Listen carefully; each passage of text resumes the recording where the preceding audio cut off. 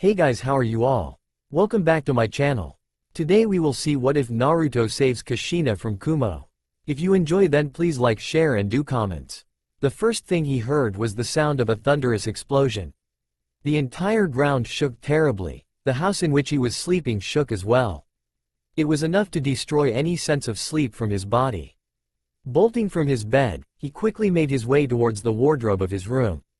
Opening the wooden door, he quickly took out a dark black-colored shirt and blue-colored pants. The shirt had a spiral symbol on its back. He rapidly strapped the vest around his body, and strapped his kunai pouch on his thigh. Wrapping his green-colored tough flak jacket around his chest, he tied his headband around his right arm. Picking up a small, sharp tanto, he placed it on the cover strapped on his back. Stepping in front of the mirror, he was satisfied with the image he saw.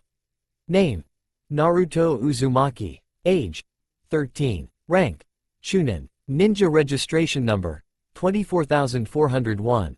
Affiliation: Uzushigakure, the Hidden Whirlpool Village. The young shinobi was nearly 5 feet 3 inches tall. He had long, silky dark red hair. One of his eyes was concealed by a long bang. He was extremely fair and had piercing blue-colored eyes. His body sported well-built muscles. A fine black-colored face mask concealed his identity. With one last glance at his reflection, he made his way towards the window. A moment later, the apartment was empty. The young Chunin was rapidly leaping through rooftops, his sensory powers clearly pointing towards a heated battle happening near the northern border of the village. The number of fighters engaged in battle were too many to count. That could only mean that they were under attack from another major hidden village. Or several of them. Nothing could be said for certain. The Third Great Ninja War had started a few months. While Uzu had decided to stay neutral, it would be futile to deny the fact that it was on the hit list of every ninja village. After all, theirs was the technologically most advanced village. While small in size and population in comparison to the other major villages, it had ninjas that were more stronger and talented. But most of all, they had knowledge of many hidden arts that were not known to any of the villages. Particularly Fuinjutsu, sealing arts. He didn't stop even when 2 more people arrived by his side. They easily matched with his pace and started accompanying him to the battle zone. One was a short, red-haired body who had dark purple-colored eyes. He was fair-skinned and was wearing the Chunin uniform, the Uzu headband being proudly tied around his forehead. His hair were almost covering both of his eyes. And unlike Naruto, who was carrying a tanto, this boy was carrying a large scroll on his back. He had served beside this boy for the past 4 years, graduated the academy with him, was placed on the same genin team and went on to become a Chunin with him. It was fair to say Nagato Uzumaki was one of his closest and most trusted friends. The other person was a girl. Unlike the 2 redhead boys, she had light silver-colored hair, a rare trait in a village such as theirs. She was fair-skinned and had the body of a kunoichi. Her long, silky hair were tied in a ponytail. She was also wearing a Chunin vest, with a special insignia of field medic attached to her left arm. She had an angular face, and a smile that would make many young males fall for her. Yet despite her sexy looks, 13-year-old Akeno Uzumaki was a deadly kunoichi. Like Nagato, she had also graduated together with Naruto, and had been on the same genin team. The trio had been promoted together to Chunin, and had performed many successful missions in the past. "Naruto, what's going on?" asked Nagato. The boy sounded quite worried. Even nervous. "We're being attacked, Nagato. This should be clear enough for you," scolded Akeno, clear irritation and tension visible in her eyes. "Why? Our village has absented from participating in the war," argued Nagato, sounding quite confused and a hint of betrayal seeping into his voice. "I don't know. I just hope Konoha sends aid as soon as possible. There are just too many enemy forces for us to repel, and what troubles me is the fact that they managed to find the location of our village. Nobody in the past 60 years were unable to even get a hint of our location," said Akeno. She took a rather forceful jump in frustration, cracking one of the rooftops. "Focus on the task at hand first. The time for making assumptions will come later." Both the young arguing Chunins stared at their last teammate, the one who had stayed silent till now. It was extremely hard for them to understand even now that Naruto was actually Kushina Uzumaki's son. Considering how loud, boisterous the redhead woman was, her son was an entire different person. He was kind, friendly and deeply cared about his village and its citizens. Even went as far as calling each of them as his family. And at the same time, he was quite reserved as well. Naruto was one of their talented upcoming ninjas and had rapidly rose through the ranks due to his power. While Nagato was shy, Akeno was a hothead, Naruto was the rational head of their team. Unlike his mother, he had an uncanny habit of remaining composed even in the most difficult situations. A trait which he possibly inherited from his unknown father. Maybe it was the absence of a father in the boy's life that had transformed him into the person he was today. Kushina had never revealed the identity of Naruto's father, and inside a village which greatly valued parental lineage it directly made Naruto an outcast. Akeno could still remember when Naruto was bullied on this fact by his fellow students. At first the boy was quite disturbed, but over time he stopped caring about the jabs. Instead he decided to prove himself by becoming the strongest ninja of their village. An ambition he still followed till this day. Graduating at the top of his class, performing the maximum number of genin missions, many of them extremely dangerous, acing the Chunin tournament of their village.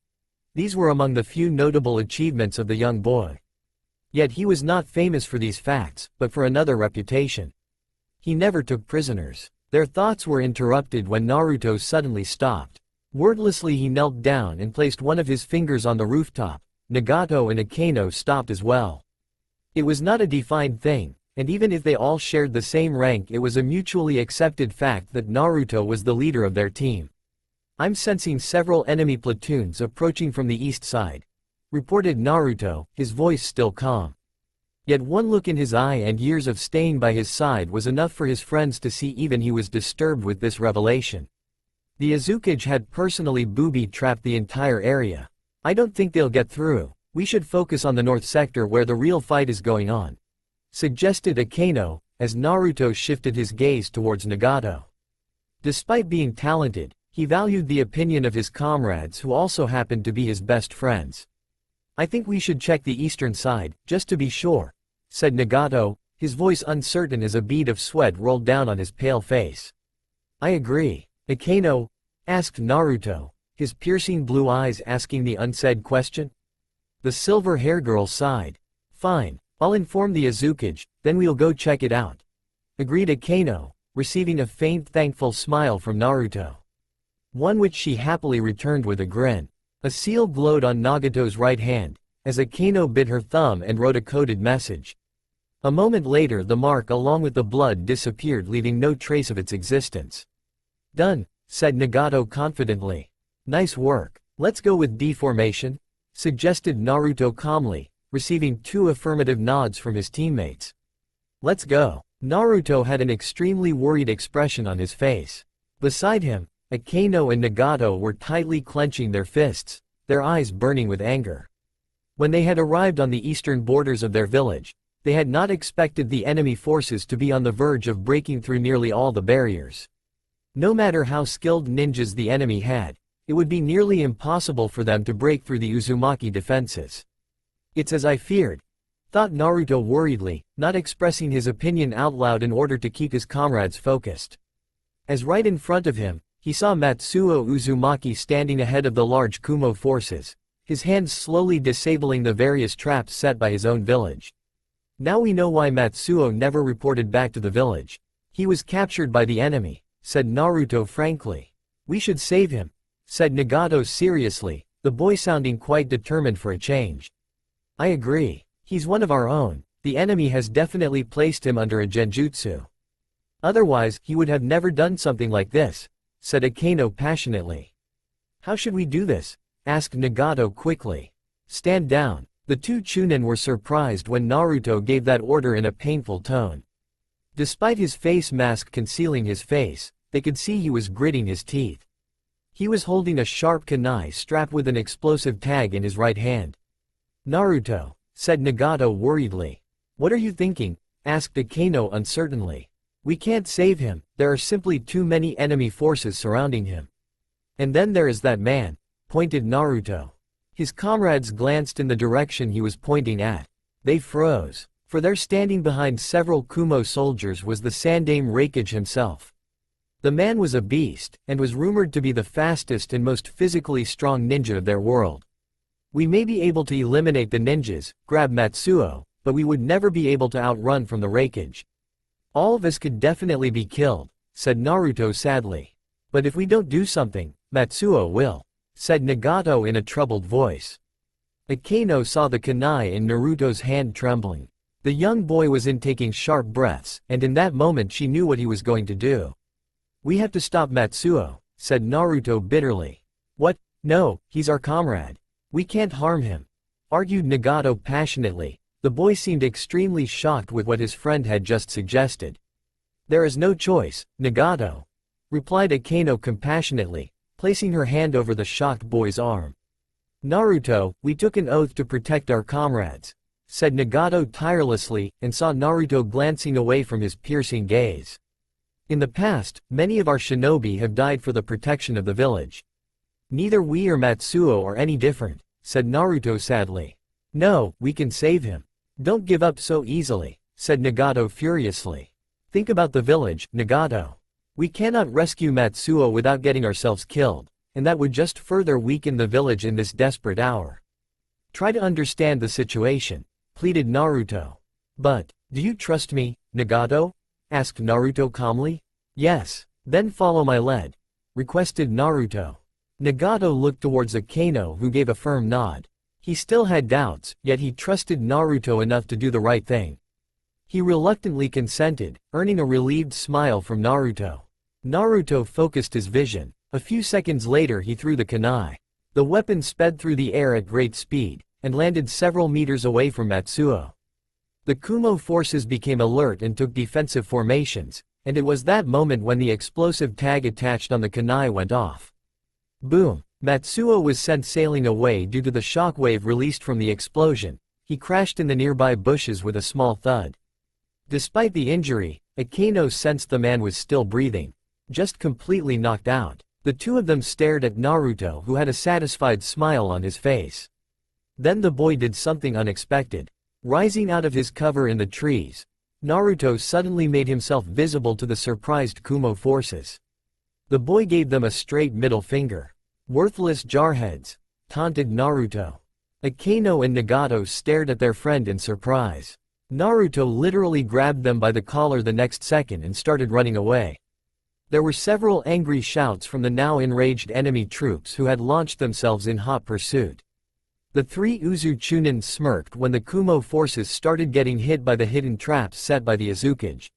With Matsuo completely out of commission, it would be quite time-consuming for them to break through.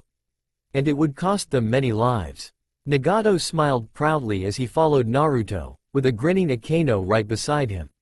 They may have been unable to rescue their comrade, but they didn't kill him and also bought time for their village to prepare further countermeasures. You upheld your oath of protecting your comrades and the village at the same time, Naruto, thought Akeno fondly. Guys, we're being summoned back to the cage tower. Katsuro-sama wants to meet us urgently, informed Nagato, correctly reading the message which had appeared through a seal on his arm. Naruto and Akeno exchanged quick nods. Orders, acknowledged, said Naruto seriously. The atmosphere in the war room was extremely grim.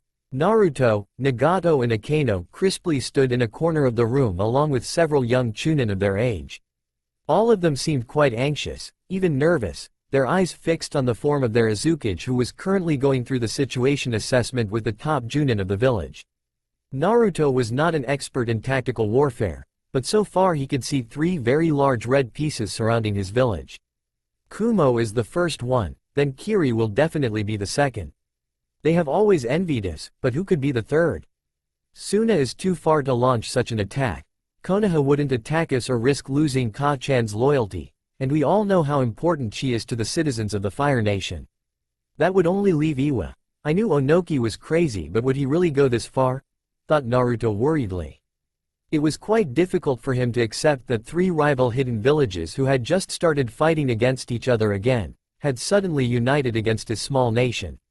Naruto. He was brought out of his troubled thoughts when someone called for him. Akeno nudged him and he saw it was none other than the Azukage himself. Katsuro Uzumaki was a 50-year-old veteran ninja.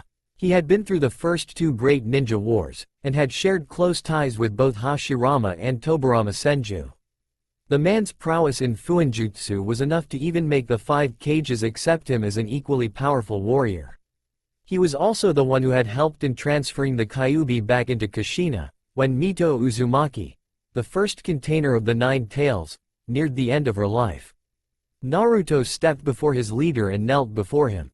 "I assume you understand the situation, Naruto," said Katsuro kindly in a grandfatherly voice. "The enemy forces have us outnumbered and surrounded. But we can defeat them, we are with you." "All of us, Katsuro-sama," replied Naruto confidently. The veteran Kage and his aide glanced around the room and received proud nods from the young teen Chunins. It only lifted the Kage's shoulders proudly, as he placed a hand on Naruto's shoulder. "This is the will of Uzu, which burns brightly in all of you. I want you all to carry it with you for the rest of their lives," advised Katsuro kindly, and was not surprised when Naruto looked at him defiantly. "We can fight. Send us to the front line, and we will crush the enemy for the village," promised Naruto. Every young Chunin nodded seriously. "I have no doubt about your skills and bravery. But we are heavily outnumbered, and I won't send all younglings to their deaths. It is also our duty to protect the civilians. If I send every fighter to the front, who will protect them if the enemy breaks through?" asked Katsuro patiently. "What about support from Konoha?" asked Nagato hopefully, and saw the disappointment in his leader's eyes. "I have sent word to Kushina a few hours ago. But we are yet to receive response, but I know they shall come to our aid," reassured Katsuro. He was satisfied when many of his Chunin sighed in relief. Yet Naruto stared at him blankly. "Please tell us the real situation, Katsuro-sama," requested Naruto, making the older man smile a little. "You were always too observant, Naruto." "How bad is it?" asked Akeno worriedly. The Kage took in a deep breath. "Uzu will fall," confessed the Kage. Shocked gasps were heard across the room. Many of them Chunin went pale with fear. Akeno saw Nagato was on the verge of tears, and even she herself was no better. "Then I'll stay behind with the other veteran ninja. Katsuro-sama, you and the others escape as soon as possible," said Naruto confidently, his eyes calm and determination burning brightly in them. Before the touched Kage could even speak, almost every other young Chunin stepped forward and knelt beside Naruto. "We'll try to buy as much time as possible," promised Akeno. "Just get the civilians and our families to safety," requested Nagato politely. The boy was actually calm for a change. "Everyone," said Katsuro, a lone tear falling from his eye. "Uzu is not the bricks or walls of the village, but the people. We may lose our homeland, but as long as our people live on, there can be a future for them. But they will need a leader like you to guide and protect them. We are expendable, and as long as each of us draws breath, we'll fight to give you that future," promised Naruto. Pin-drop silence prevailed in the war room, as the shocked Kage and his aide looked at all the Chunin. Not even one of them backed away, all of them proudly standing behind the form of Naruto. "That's where you're wrong, Naruto," said Katsuro kindly, and placed his hands around Naruto's shoulders, making the boy stand up. The other Chunin also followed the action. "I don't understand. We're just Chunin, our lives are not as valuable as yours. We want to defend our people," insisted Naruto. "You're talented, Naruto. But you have much to learn. All of you are the best warriors in the elemental nations. But it does not change the fact that the enemy has us outnumbered and surrounded. More than that, there are 3 powerful Kages leading the charge. Even all of you combined cannot face one veteran Kage," explained Katsuro briefly, making many young teens flinch. "But," protested Naruto, "the children are the future of any civilization. If I let our children sacrifice themselves, then I will be betraying our entire family and will never be able to face my ancestors, much less forgive myself. I am proud to have soldiers like you, and it gives me hope for the future. I want you all to divide yourselves into small teams. Each team shall take a small contingent of civilians with them. Old men, women, and children. You will take different routes and lead our people into Fire Nation. I've sent word to the Hokage. You all will be given shelter in Konoha," explained Katsuro, and saw some tension vanishing from many of the teens' faces. "Can we trust them?" asked Naruto skeptically. "I know Hiruzen Sarutobi. Despite our differences, he is an honorable man. Kushina will help our people in settling down. When the situation is resolved and if I'm alive, then we shall think about regaining our lost territory. Until then, we must protect our people at all costs, said Katsuro seriously. I won't abandon you, said Naruto stubbornly, making the old Kage chuckle fondly. The Azucage placed a firm hand on Naruto's shoulder and gave him a reassuring smile. Have some faith in me, son. Besides, Kushina will kill me if I let you participate in such a suicidal battle which is still beyond your league, said Katsuro kindly, making the others chuckle. Naruto remained stoic. I am a shinobi and old enough to make my own decisions. Please, let me fight beside your side, pleaded Naruto. Ah, the good old rebellious teen. What interesting lives they live, thought Katsuro fondly. Try to look at the situation rationally rather than emotionally, Naruto. I'm sure you will understand, and if that is not enough to make you understand, then consider this an order from your Kage.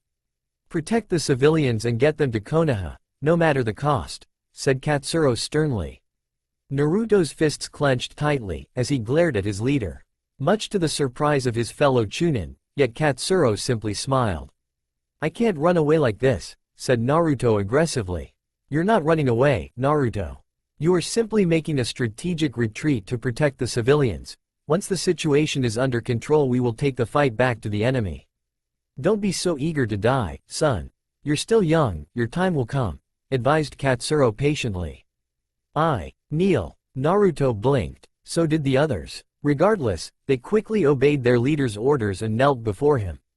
The old Kage's wrinkled face still shined brightly, his bright red hair flowing in the air. His bulky figure looming over them as the old man took out his sword and placed it on Naruto's shoulder. Be without fear in the face of your enemies. Be brave and kind, so that our ancestors may love you. Strive for truth and peace, even if it leads to your end. Safeguard the helpless and oppose the wicked, that is your oath. Slap. The old Kage inflicted a tight slap on Naruto's cheek, leaving a bright red mark behind as the boy looked at him in surprise. The Kage smirked. And that is so you remember it, said Katsuro with a chuckle. The old man slowly made Naruto stand up, with the other Chunin following suit. Rise a guardian, finished Katsuro proudly. He smiled when all the Chunin gave him crisp, devoted salutes. Naruto included, even as a lone tear slipped from the boy's eyes. One of the Kage's aide gave a scroll to a curious Nagato, and soon enough the Chunin quickly started to exit the room in order to carry out their mission. Naruto, Nagato and Akeno also started to run towards the exit, when the Azukage's voice stopped them. Turning around, they were surprised to see the Kage giving them a crisp salute. I leave the Uzumaki to you. Protect them, said Katsuro proudly. In return, the three youngsters shifted to attention and looked their brave Kage straight in the eye. We will. Naruto stared at the burning form of his dear village, and the hundreds of enemy fighters pouring inside his home. Beside him Nagato had tears in his eyes, while Akeno and a few other Chunin had their fists clenched, anger and sadness burning in their eyes. He blinked away the tears that threatened to spill from his eyes.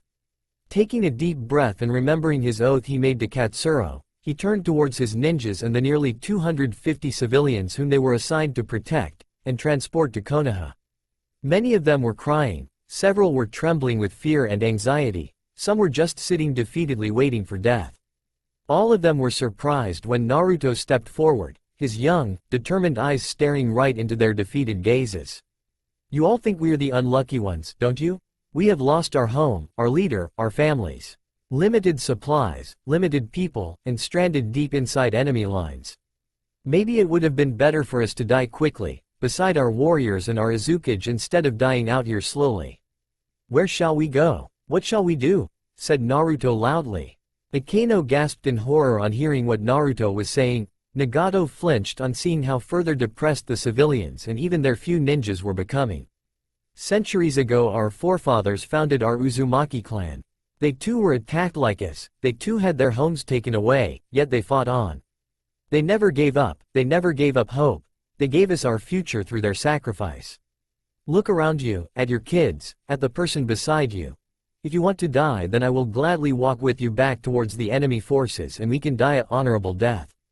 Or we can fight on. We can show our enemies that we are not defeated, that the Uzumaki can never be defeated as long as even one of us remains. On the memory of our ancestors, our beloved Kage, our martyred friends and families, I, Naruto Uzumaki, pledge to find us a new home, declared Naruto. The young Chunin looked his people in the eye, and walked between them. The journey won't be easy, we shall face many hardships, but we will rebuild our home, our family. We will not give up, said Naruto proudly. The boy stood at attention and gave a crisp salute to his people. So say we all. Akaino and Nagato stepped beside Naruto, stood beside their friend shoulder to shoulder and saluted their people. So say we all. The remaining ninjas rallied behind Naruto one after another, and yelled in proud, determined voices. The civilians also rose back to their feet and proudly looked at their new leader. So say we all. The Uzumaki Chronicles had just began. Akaino sat atop a branch of a tall tree. Her gaze fixed between the perimeter they had created and her group of civilians as well as few remaining Uzu ninjas. It was nearly evening, and their people seemed to be relaxing a little. Not that she could blame them, since the past few days had been extremely hard. Even brutal. Escaping from Uzu had not been easy. The enemy forces were hell-bent on killing every last Uzumaki who resisted. Those who wanted to surrender would only be turned into slaves. Their group had gone through many hardships. Lack of food, water, sleep and loads of fatigue were the most noticeable ones. To her surprise, Naruto had taken over the role of the leader of their group.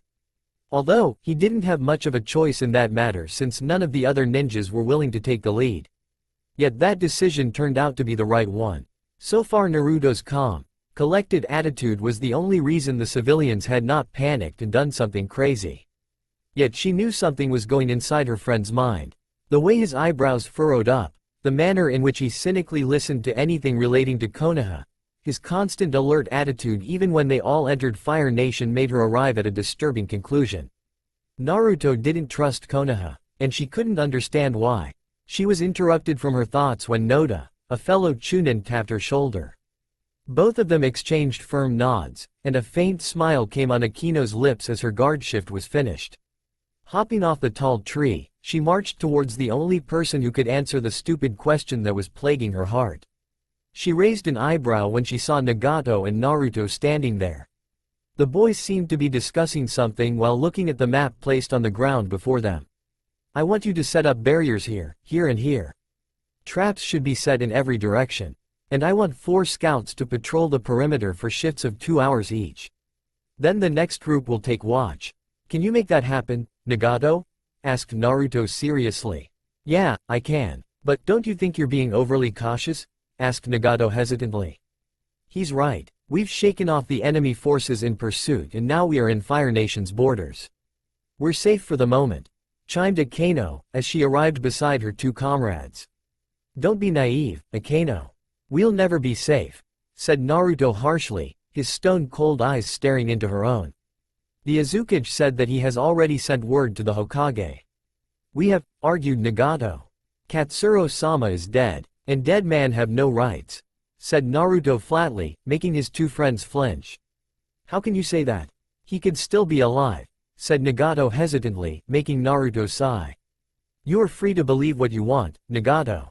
But it doesn't change reality, and deep down you know it, replied Naruto coldly. Nagato took a step forward, but was stopped when Akaino stepped between them. Placing her hand on Nagato's chest, she shook her head. Naruto didn't react to the action. With a frustrated sigh, Nagato walked away, leaving his 2 friends alone. He better carry out the orders I gave him, or we'll all end up dead, said Naruto, as he focused back on the map. You know you will. Naruto, you don't have to be so hard on him. Nagato is just, suggested Anko, not finding the right words as Naruto looked at her. He still believes in something. A luxury I can't afford, replied Naruto. For the first time, Akaino clearly saw the dark marks beneath Naruto's eyes and how his eyes would sometimes blink slowly. When did you sleep last? Asked Akaino worriedly, placing her hand on Naruto's cheek. I'll sleep when I'm dead. Akaino growled. Grabbing him by the collar of his shirt, she slammed him straight into a nearby tree. Her angry eyes connected with his surprised ones. They stayed like that for a long time. Nothing was said yet she saw it all in his eyes. They're all dead. whispered Naruto. She wrapped her arms around him the next second. Her tears had long since dried up, yet the sadness remained everlasting in her heart. And Akeno knew the boy in her arms felt the same feeling. She was relieved when he hesitantly hugged her back. "We'll make it through this. All of us, I promise," said Akeno soothingly. "I never asked to be leader. I don't know how can I keep everyone safe," confessed Naruto, making her smile. "You got us this far without losing anyone. I'd say that's a pretty good start, and more than anything the rest of us could have done in your situation," said Akeno proudly. Naruto leaned back and looked the silver-haired girl straight in the eye. He grasped her cheeks with his hands, and spoke in a soft voice. "We shouldn't go to Konoha," said Naruto hesitantly. "Why?" asked Akeno patiently. "I can't give you a solid reason. I've got this feeling in my gut, please Akeno. You have to trust me," requested Naruto, as she caressed his cheek. "I do trust you, but where can we go if not Konoha?" "Anywhere but there." Akeno smiled. "It's about her, isn't it?" asked the silver-haired girl, making Naruto look away.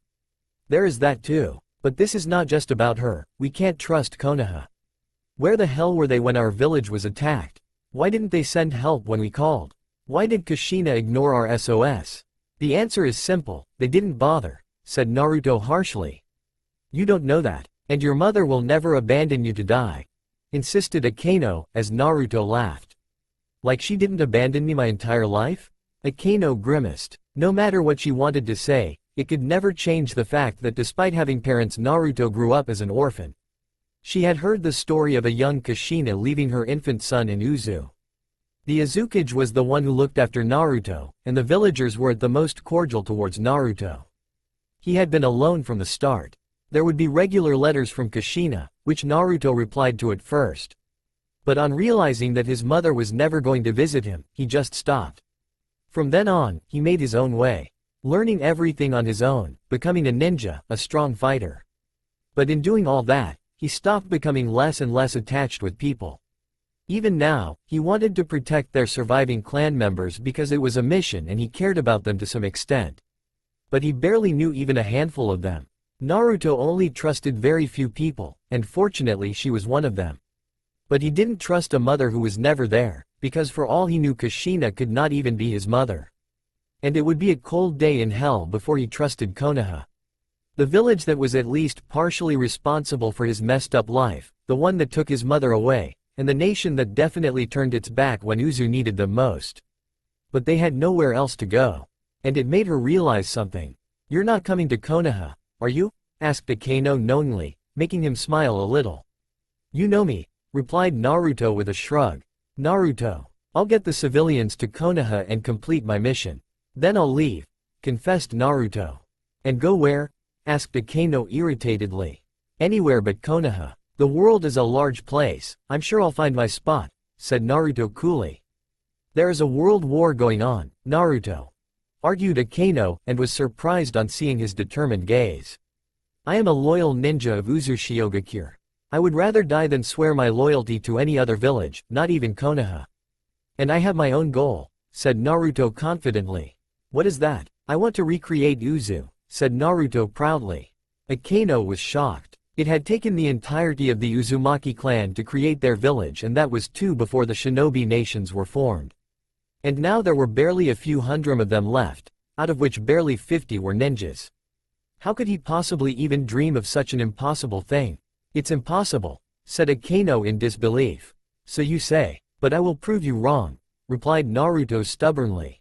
"There can be no peace in this war-torn world, Naruto," said Akeno sadly, and took a step back when she saw a dangerous fire burning in his eyes. Nagato, who had been silently listening to the conversation from his cover behind a tree, was also intrigued by the determination that was present in Naruto's eyes. "To stop this fighting, I'll become the god of this world." With those words, Naruto picked up his tanto and started walking away. "Nagato, stop hiding. Grieving and crying won't change anything. The only thing we need to accomplish our desires is power," said Naruto harshly. Akeno was stunned. She could not even say a word when Nagato emerged from his hiding spot and quickly joined Naruto. The two boys exchanged firm nods and turned towards their female teammate. "We're going to scout the eastern route. Can you keep things under control until we return?" asked Naruto seriously. Nakamura and Todo's groups were going to meet us there. We'll check if they are there or not, said Nagato, getting a nod in return. All right, be careful you two. She only received 2 cocky smirks in return. Nagato had been silently following his friend for the past half an hour. Neither of them had said anything to each other, and the only sound that was made was the occasional thunk when their feet connected with the branches as both of them hopped from tree to tree. Konoha had also entered the Third Great Ninja War, as such most of their shinobi were on the front lines. Thankfully it only allowed the Uzumaki to move a little freely. At least according to Naruto. Did you really mean it? Asked Nagato, making his masked friend look back. Yes, Nagato smirked. It was just like Naruto to answer questions like these with minimum words. How will you bring peace for all this which Katsuro-sama wanted? Asked Nagato curiously. I don't know how as of yet, Nagato. But I believe that if I give it my all then it can be achieved. I just have to believe in it. What about you? Questioned Naruto. You're my best friend, Naruto. We've had each other's backs for as long as I remember. If you believe that going to Konoha is not the right choice, then I'll follow you wherever you go, said Nagato contentedly. Just like that? Said Naruto curiously, making Nagato give him a cheeky smile. I'm the only one who can keep up with your stick-up-your-ass attitude. Deadpanned Nagato. His friend smiled a little. Ass. Nagato smiled on hearing that remark, knowing it was said with affection. As they continued their journey, he heard something which Naruto rarely said to anyone. I'm lucky to have friends like you. A wide smile came on Nagato's face as he stepped beside Naruto. None of them said another word, and silently continued their journey knowing how precious they were to each other. Having fought for the same nation, been on the same team, saved each other's lives, held each other in dire moments, butted heads over simple things, and gone through the same pain. However, the smile disappeared from the boy's face when he sensed something disturbing. Frantically, he activated the seal on his arm and was alarmed when he didn't get any response in return. Naruto, warned Nagato. I know, replied Naruto tersely. The two of them madly dashed towards the rendezvous location where they were supposed to meet with the remaining 2 group of survivors who had escaped from Uzu. Nagato stopped dead in his tracks, his eyes widened as a shocked gasp escaped from his lips. No, no, no, repeated Naruto in a panicked voice, completely losing his calm demeanor which he had managed to maintain till now. Both of them painfully stared at the bodies of nearly 400 clansmen of theirs. The entire Uzumaki camp was on fire, with bodies scattered everywhere. The green grass had turned blood red, trees and bushes destroyed by the heavy fighting. Weapons lay scattered everywhere, with some still being held by their former users. Naruto quickly rushed towards the right side. Nagato followed him. Together they came across Nakamura who was barely breathing. Nagato, first aid, said Naruto quickly, as Nagato took out his pouch while his friend knelt down to take the injured young Chunin in his arms. Save it, Naruto. It's too late. For me, replied Nakamura, coughing up blood. Naruto tried to block the blood flow from the rather large hole in his comrade's stomach, but he was not a medic. And his comrade was too badly injured to be saved. Who did this? Asked Nagato sadly, as he knelt down and grasped the dying 12-year-old's arm. I don't know, they suddenly ambushed us. It was chaos. They were too fast. We couldn't see them, confessed Nakamura. They killed everyone? Asked Naruto furiously. Almost. Naruto. They took the children. I couldn't save them. I'm so.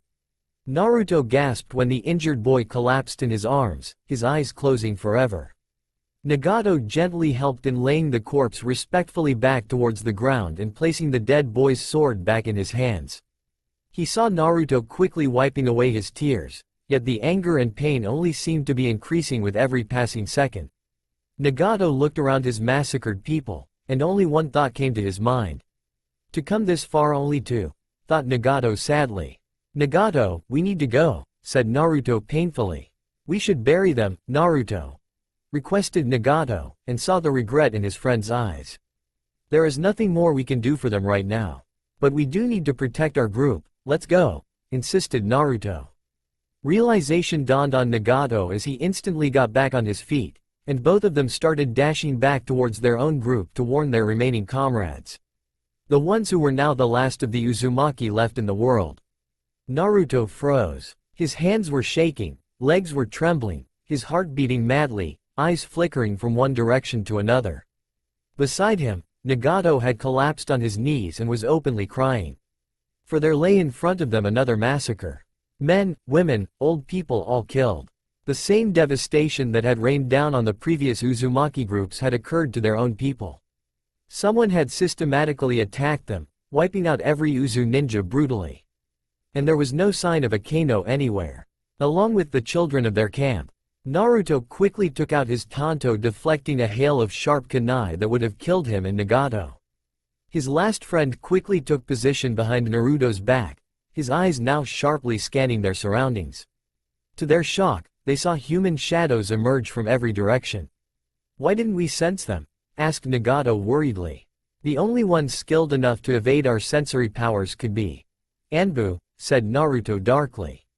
He was proven right when several ninjas dressed in Anbu uniform emerged from the trees, bushes, ground, water. There were so many of them, their swords still stained with the blood of all the Uzumaki they had previously killed. Not even one of them made a sound, even as they surrounded the two boys from all sides. "Get me the shorter one. He can still be of use," instructed a cold voice. Naruto looked up to see another Anbu standing on top of one of the trees. His face covered also by an animal mask like his minions. A large sword being strapped on his back. What Naruto didn't fail to miss was the man's eye on Nagato. "Did you kill my people?" asked Naruto icily. "So, you're the leader of this group. What a failure you are as a shinobi," taunted the veteran Anbu. "Why did you do this?" asked Nagato in a broken voice. "For the future of the Hidden Leaf, the Uzumaki must be processed," answered the man calmly. "You butchered innocent civilians. We were your allies, you bastard," yelled Nagato in a betrayed voice, tears freely falling from his face. "There is no such thing as allies in this ninja world. If you were a true ninja, then you would have understood that no sane village would spend their resources after civilians. Uzu did this foolish mistake, and paid for it," replied the Anbu coldly. "You gave those villages the location of our home. Konoha betrayed us," said Naruto icily, his grip on the tanto tightening even as the Anbu neared towards him. "Your alliance was too costly for our village. Giving you hundreds of yen every year, along with food, medical supplies was too worthless. Instead, we can use these same supplies to establish our dominance over the world. The remaining Uzumaki children will also lead meaningful lives while serving Konoha. I give you the same choice," suggested the Anbu leader. "Who are you?" asked Nagato. That seemed to have destroyed any patience left in the Anbu leader. He simply gave a nod, and the next second Naruto froze when two Anbus appeared right in front of him. Slash! Naruto slowly opened his eyes and saw Nagato had placed himself between the two Anbu and his last friend. Two large slashes had appeared across the boy's chest as he stared at Naruto with painful eyes. "Run!" Nagato collapsed. The Anbus surrounded the trembling boy from all sides, their weapons raised to strike as their leader gave a nod. Naruto's terrified eyes were still fixed on Nagato's unmoving form, his body motionless, eyes closed, a pool of blood forming beneath him drenching the green grass. Memories of Uzu's destruction, the massacre of his people, Akino's smiling face, Nagato's promise, and finally this. The Anbu leader's eyes widened and he swiftly jumped several feet away. On the ground, he saw his soldiers desperately grasping their throats. Some were trying to cover the holes that had appeared across their bodies. A few literally got blasted to little pieces. The young Uzumaki was robotically standing on his feet, his eyes turned completely black. Dark layers of energy were swirling around the body. Grasses started to wither, trees began to decay, the dead bodies everywhere started getting deforming to mere bones. "You're the Kyuubi Jinchuriki's child. To think she lied to us," said the Anbu leader bitterly. Another group of Anbu who had previously stayed hidden arrived by their leader's side, forming a protective barrier around the man. Their eyes still staring at the freaky boy who was massacring the Anbu on the ground mercilessly. "What should we do, sir?" asked one Anbu. This energy spike will definitely alert Konoha's barrier teams. The Hokage will have his best men on the way. Immediately go to phase 2, instructed the Anbu leader. What should we do about the boy? Asked the young Anbu again. Leave him. We don't know any possible countermeasures to be used against a Might and Dark Release user. Nor do we have the time to find out. Besides, he seems to have no control over his powers and is lashing out like a cornered animal. We'll retreat for now, and capture him next time. He will be a valuable asset to our village, instructed the Anbu leader. We already captured most of the Uzumaki children. The rest of the people were simply of no use to us, said the Anbu leader. You made the right call, sir. Uzu was becoming too much of a liability for us to bear. Through your guidance we were not only able to eliminate a potential threat, but also saved resources and recruited potential assets for our village. We'll handle the cleanup, replied the young Anbu, receiving nods from his fellow comrades. Together they all joined their swords and said in clear voices.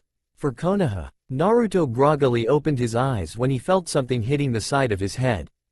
At first the sunlight blinded him for a moment, but slowly his vision adjusted according to the environment and he spotted a large shade of red. Another few moments of trying to clear his vision made him finally see a mop of dark red hair. You made it, said Naruto tiredly. Nagato only gave him a sad nod as he helped his friend get back on his feet. He was surprised when Naruto gave him a short hug. The only thing Nagato could do was place a comforting hand on his friend's shoulder. Told you my healing powers are better than yours, said Nagato calmly, his voice heavy with grief. For a moment, I thought, replied Naruto hesitantly, getting a nod from his friend. We were an assassination squad, Naruto. All of us know how to maintain stealth, and besides my supposed fake death was enough to save the both of us from those ambush squads. Suggested Nagato, not proud of his actions but he did what was necessary for both of their survival. I don't remember, said Naruto worriedly, as Nagato placed a hand on his shoulder. It's better this way, Naruto. You really don't want to know what happened when you unleashed your dark powers, replied Nagato compassionately. I killed them all, didn't I? It was not a question but a statement. One which Nagato had to reluctantly agree with. Brutally, confessed Nagato. I see, was Naruto's only reply. What do we do now, Naruto? Asked Nagato seriously. The former team leader went silent for a few moments, but it wasn't long before he looked his friend straight in the eye. I want to go after our captured people, said Naruto, determination burning in his voice. It's suicide, Naruto. We were no match for those Anbu, and besides there aren't many of us left to rescue. Akeno too. Slap. She's alive. And unless I see her cold, dead corpse I am not giving up on her. And neither am I giving up on the innocent Uzumaki children. Only Kami knows what those Konoha bastards would do to them, said Naruto worriedly, as Nagato caressed his now reddened cheek. We should have listened to you. We should have never came here. It's over. It's all over now, declared Nagato depressingly. It isn't over until I say it's over, yelled Naruto furiously. Nagato was startled. He couldn't believe the raw anger that was burning in his friend's eyes. The desire to retaliate was eating Naruto from the inside. I can't, confessed Nagato, the fear he felt on being surrounded by those Anbu again. He was just a Chunin, for Kami's sake. The only reason you don't want to go after our comrades is because you lack conviction, spat Naruto, receiving a sharp glare from his friend. And the only reason I couldn't keep them safe in the first place was because I was weak, confessed Naruto, reducing the glare Nagato was giving him.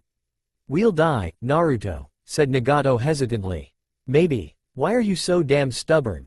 Asked Nagato bitterly, and saw Naruto turn away from him. Because Akeno and those few remaining children are the only reason left for me to exist. My parents abandoned me, but the Uzumaki are the only family I have left. And I will do anything to protect them, said Naruto in a heavy voice, and Nagato was not sure but he saw a small tear fall from the usually calm Naruto's eye. What if you fail? Questioned Nagato. Then I'll just die. But until then, I will keep on fighting. Because I am a warrior. Not a sheep. And with those words, Naruto took off leaving a stunned Nagato behind. Naruto furiously leapt through the unending forests of Fire Nation. A smirk came on his face as he spotted another person arriving beside him. And he looked quite displeased. Took you long enough. Scolded Naruto, receiving a mock glare from Nagato. You're crazy, said Nagato mildly, making his friend smirk. Wouldn't be the first time. Somehow, that made Nagato smile a little. So, what's the plan? How will we find out where they have taken our people? Or do you just plan to roam aimlessly until you stumble upon a trail? Asked Nagato irritatedly, since he had to run quite a few miles to catch up with his friend and team leader. Already done. When we fled from Uzu, I carefully planted hidden tracker seals on the children. Those little shits often get lost, so I took that precautionary measure to keep them safe. Who knew it would become so useful now? Explained Naruto, as Nagato raised his eyebrows. I didn't know that, said Nagato flatly, as his friend looked ahead. It was a classified information. Only need to know basis, clarified Naruto stoically. And who needed to know? Asked Nagato knowingly. Nobody. Just me. Nagato sighed. This was just like Naruto, making plans by himself. Not that he could say anything in this case since that move was helping them right now. It were times like these that made him wish Akeno was here. She was the only one who could truly understand Naruto. Maybe that was the reason Naruto was so hell-bent on saving their captured people. Or maybe he really cared. It was extremely hard to make conclusions when it came to Naruto, and even after all these years Nagato couldn't truly understand his best friend. Are you going to use your dark powers?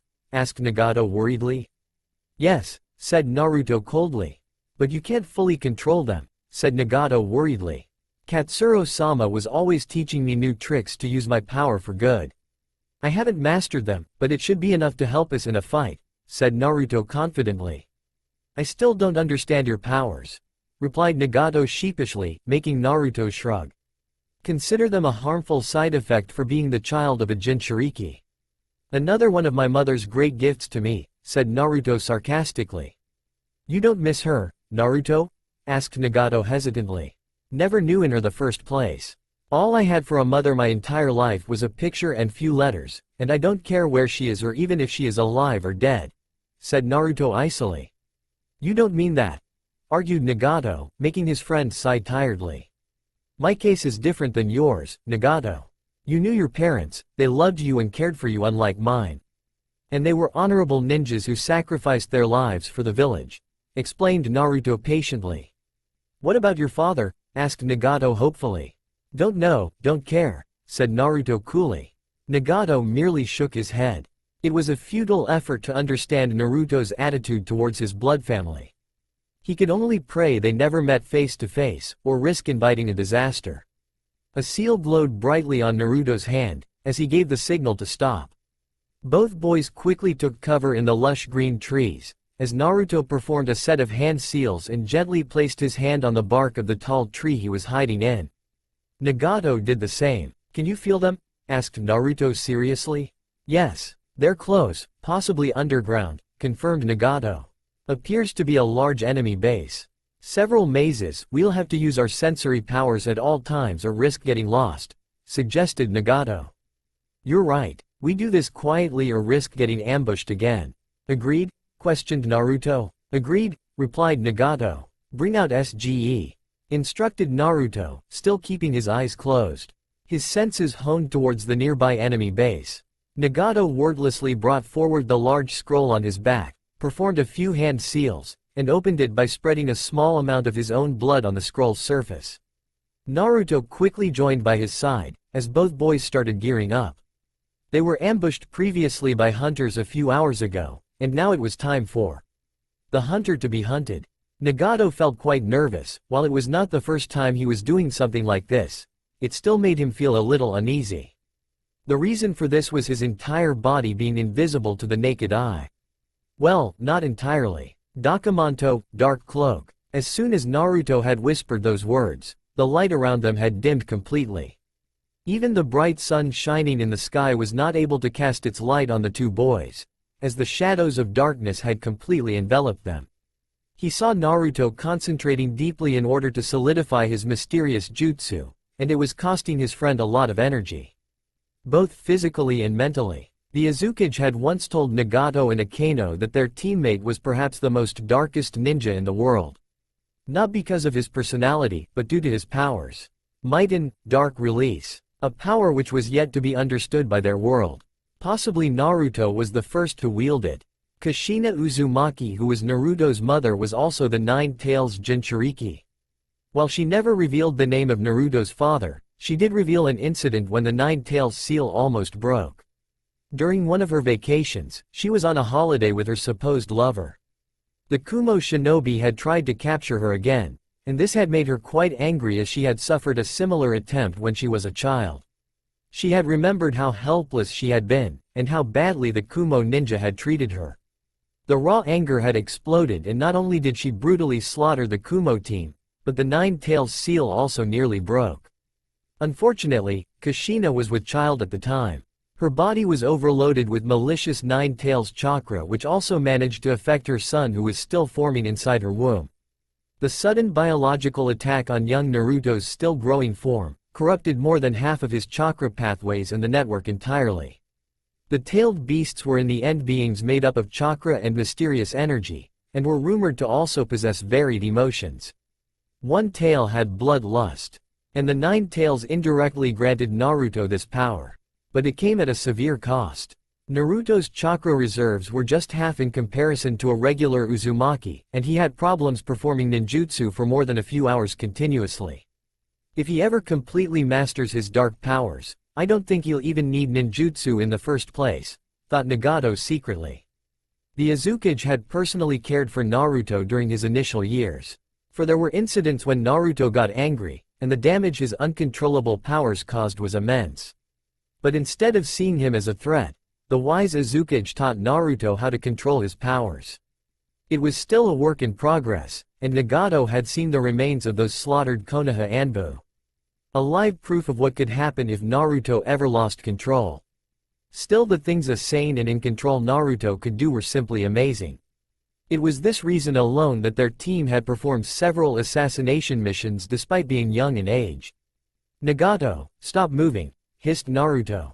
The sudden command made the younger boy stop instantly. He grimaced when he saw two tall Hyuga standing guard outside the entrance.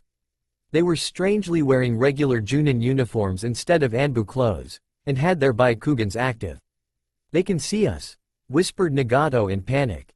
"Not if you stay still.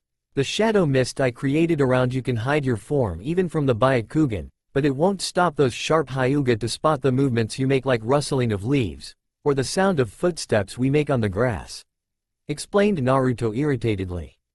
Nagato nodded obediently. He was a capable Chunin, but challenging a Hyuga's alertness was inviting too much trouble. Besides, Akeno had repeatedly warned him over the years not to argue with Naruto. Especially when he was using his dark powers, it could lead to very dangerous situations. The fact that Naruto's left eye had turned completely red and was slit now was itself a large enough warning sign.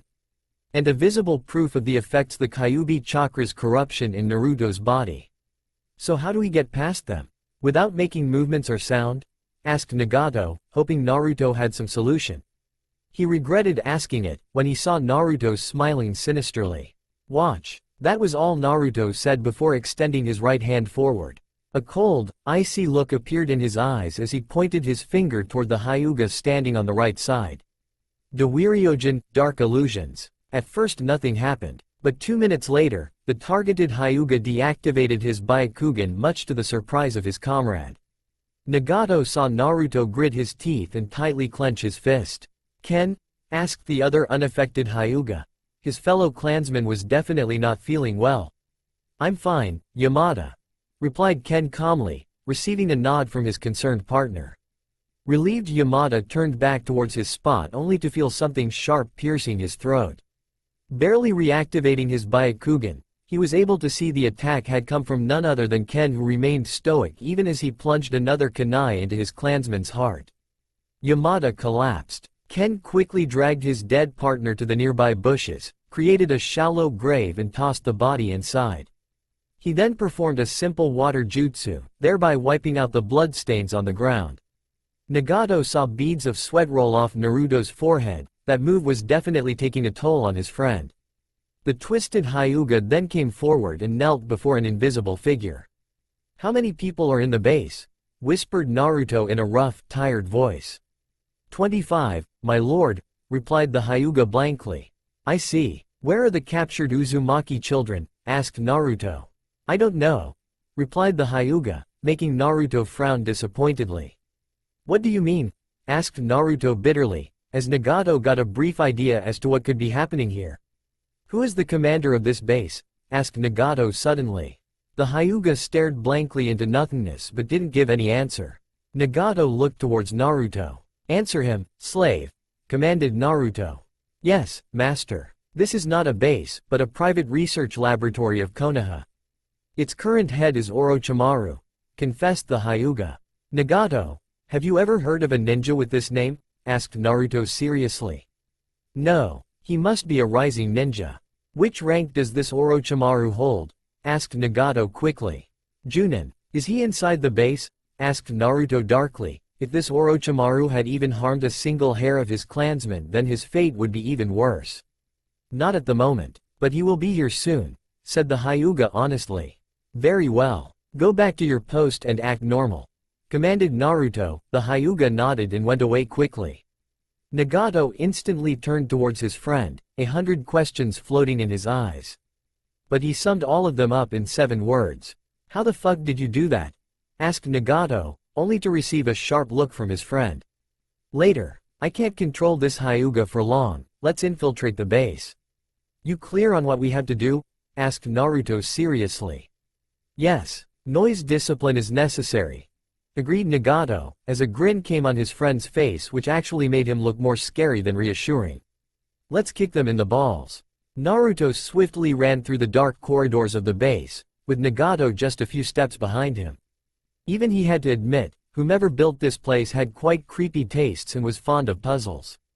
If not for his sensory powers, he doubted he would ever be able to get to his captured comrades without getting lost. And he had to finish his objectives in a limited time window, without getting caught. Pretty tall order for a Chunin present deep inside enemy lines. But he had to do it regardless of the odds. Leaving comrades behind was not his way of working, especially not innocent children. And he would rather face damnation to hell than let a Kano rot in such a creepy place full of Konoha scum.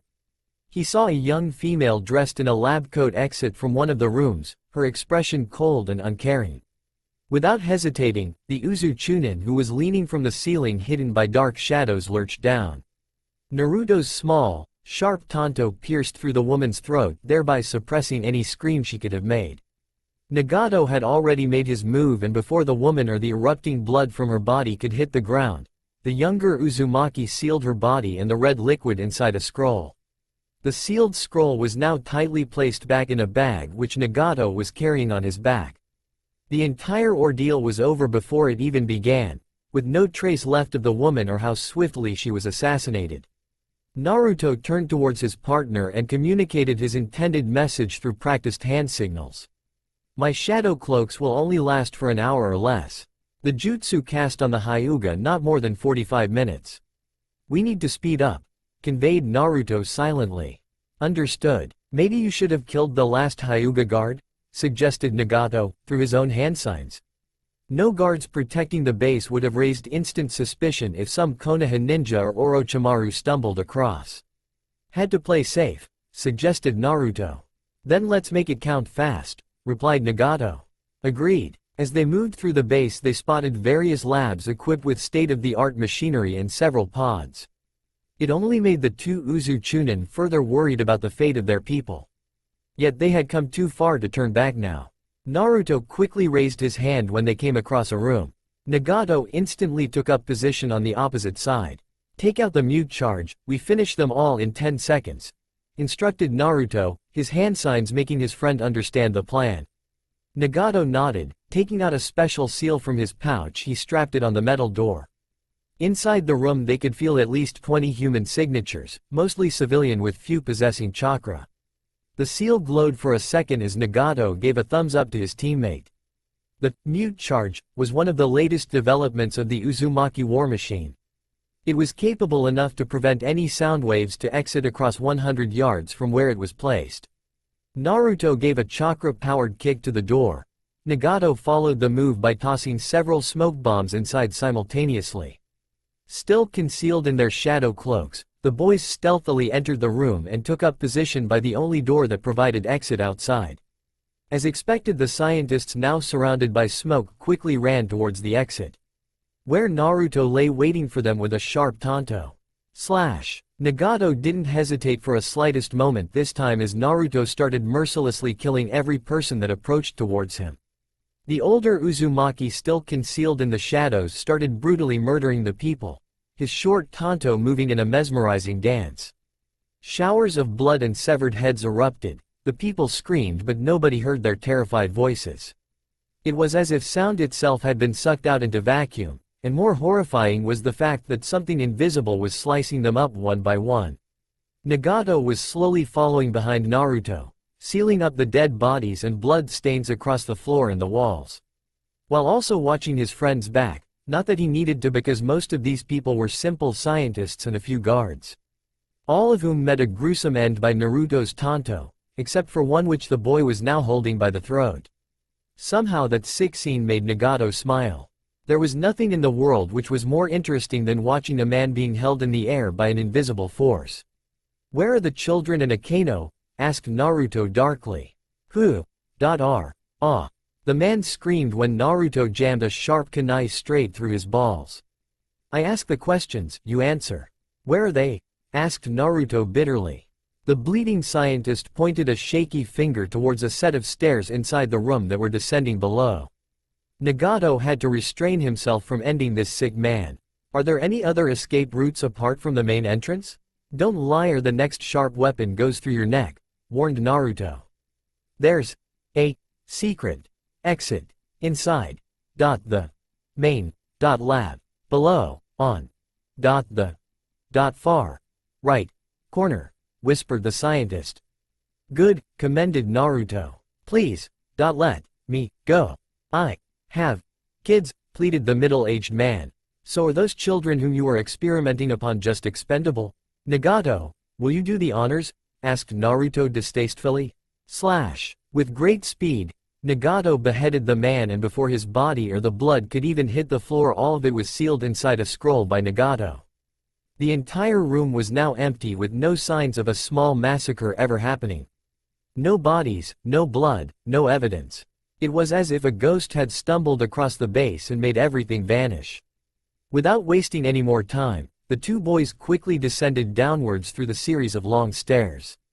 Nagato felt extremely relieved when Naruto dispelled the shadows that had been concealing their presence so far. That was after they had murdered the two guards and two scientists inside the room, following up by sealing the bodies and blood, thereby eliminating any trace of their existence. But the satisfied feeling had not lasted when they saw all the Uzumaki children sealed into water tanks that were full of some greenish liquid. Naruto was panting harshly. The sheer exhaustion he felt on using even a tiny fraction of his power was immense.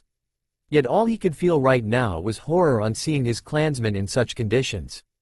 He literally ran forward when he spotted Akeno sealed on the fourth tank from the left. Naruto placed a trembling hand on the glass, worriedly observing the sleeping form of his teammate and best friend. "We need to get them out," said Nagato quickly, as he made his way towards a table where several notes were laid. When he didn't receive any response from his friend, he turned back and saw a grim-looking expression arriving on his friend's face. "What's the matter?" asked Nagato hesitantly. Naruto didn't reply at first, as he moved towards the stairs, only stopping at the first step and turning back towards Nagato.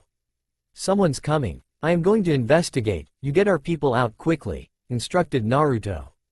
"But," argued Nagato. "Not now, Nagato. Just do it, please," requested Naruto, his eyes still darting towards Akeno's floating form. "All right, but I want you back here in 5, and do not engage anybody else.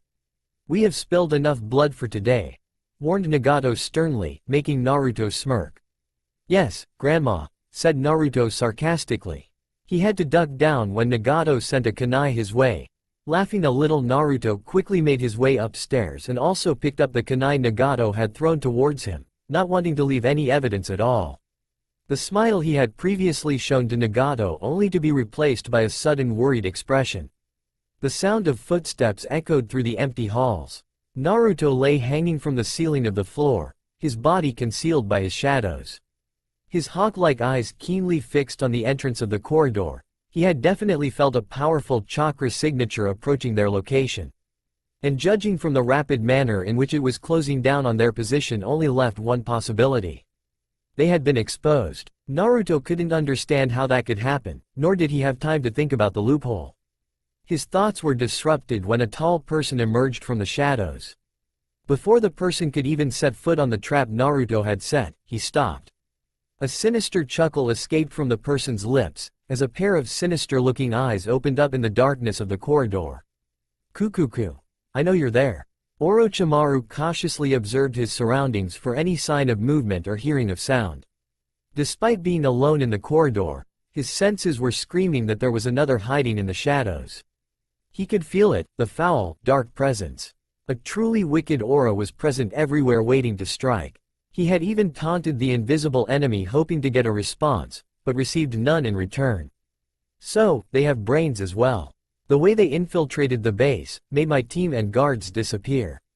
They must be Anbu or at least high Jonin level shinobi, deduced Orochimaru. He had little doubt regarding the identity of the enemy. Nobody except for his comrades were aware about the experimentation going on the captured Uzumaki children. The only people who could take offense to such a method and retaliate this brutally would be survivors of the same clan. Yet he had been informed that apart from the captured children, the rest of the Uzumaki clan was dead. Clearly, he had been kept in the dark.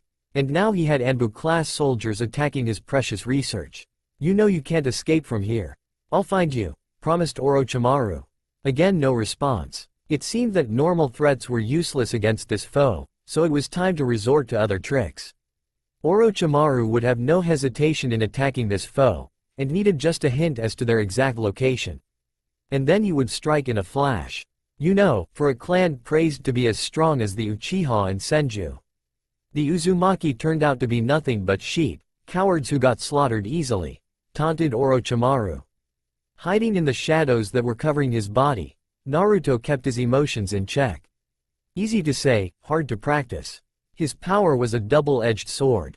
The dark release gained power through the emotions and foul chakra inside him. The more darker his feelings, the more powerful he would become.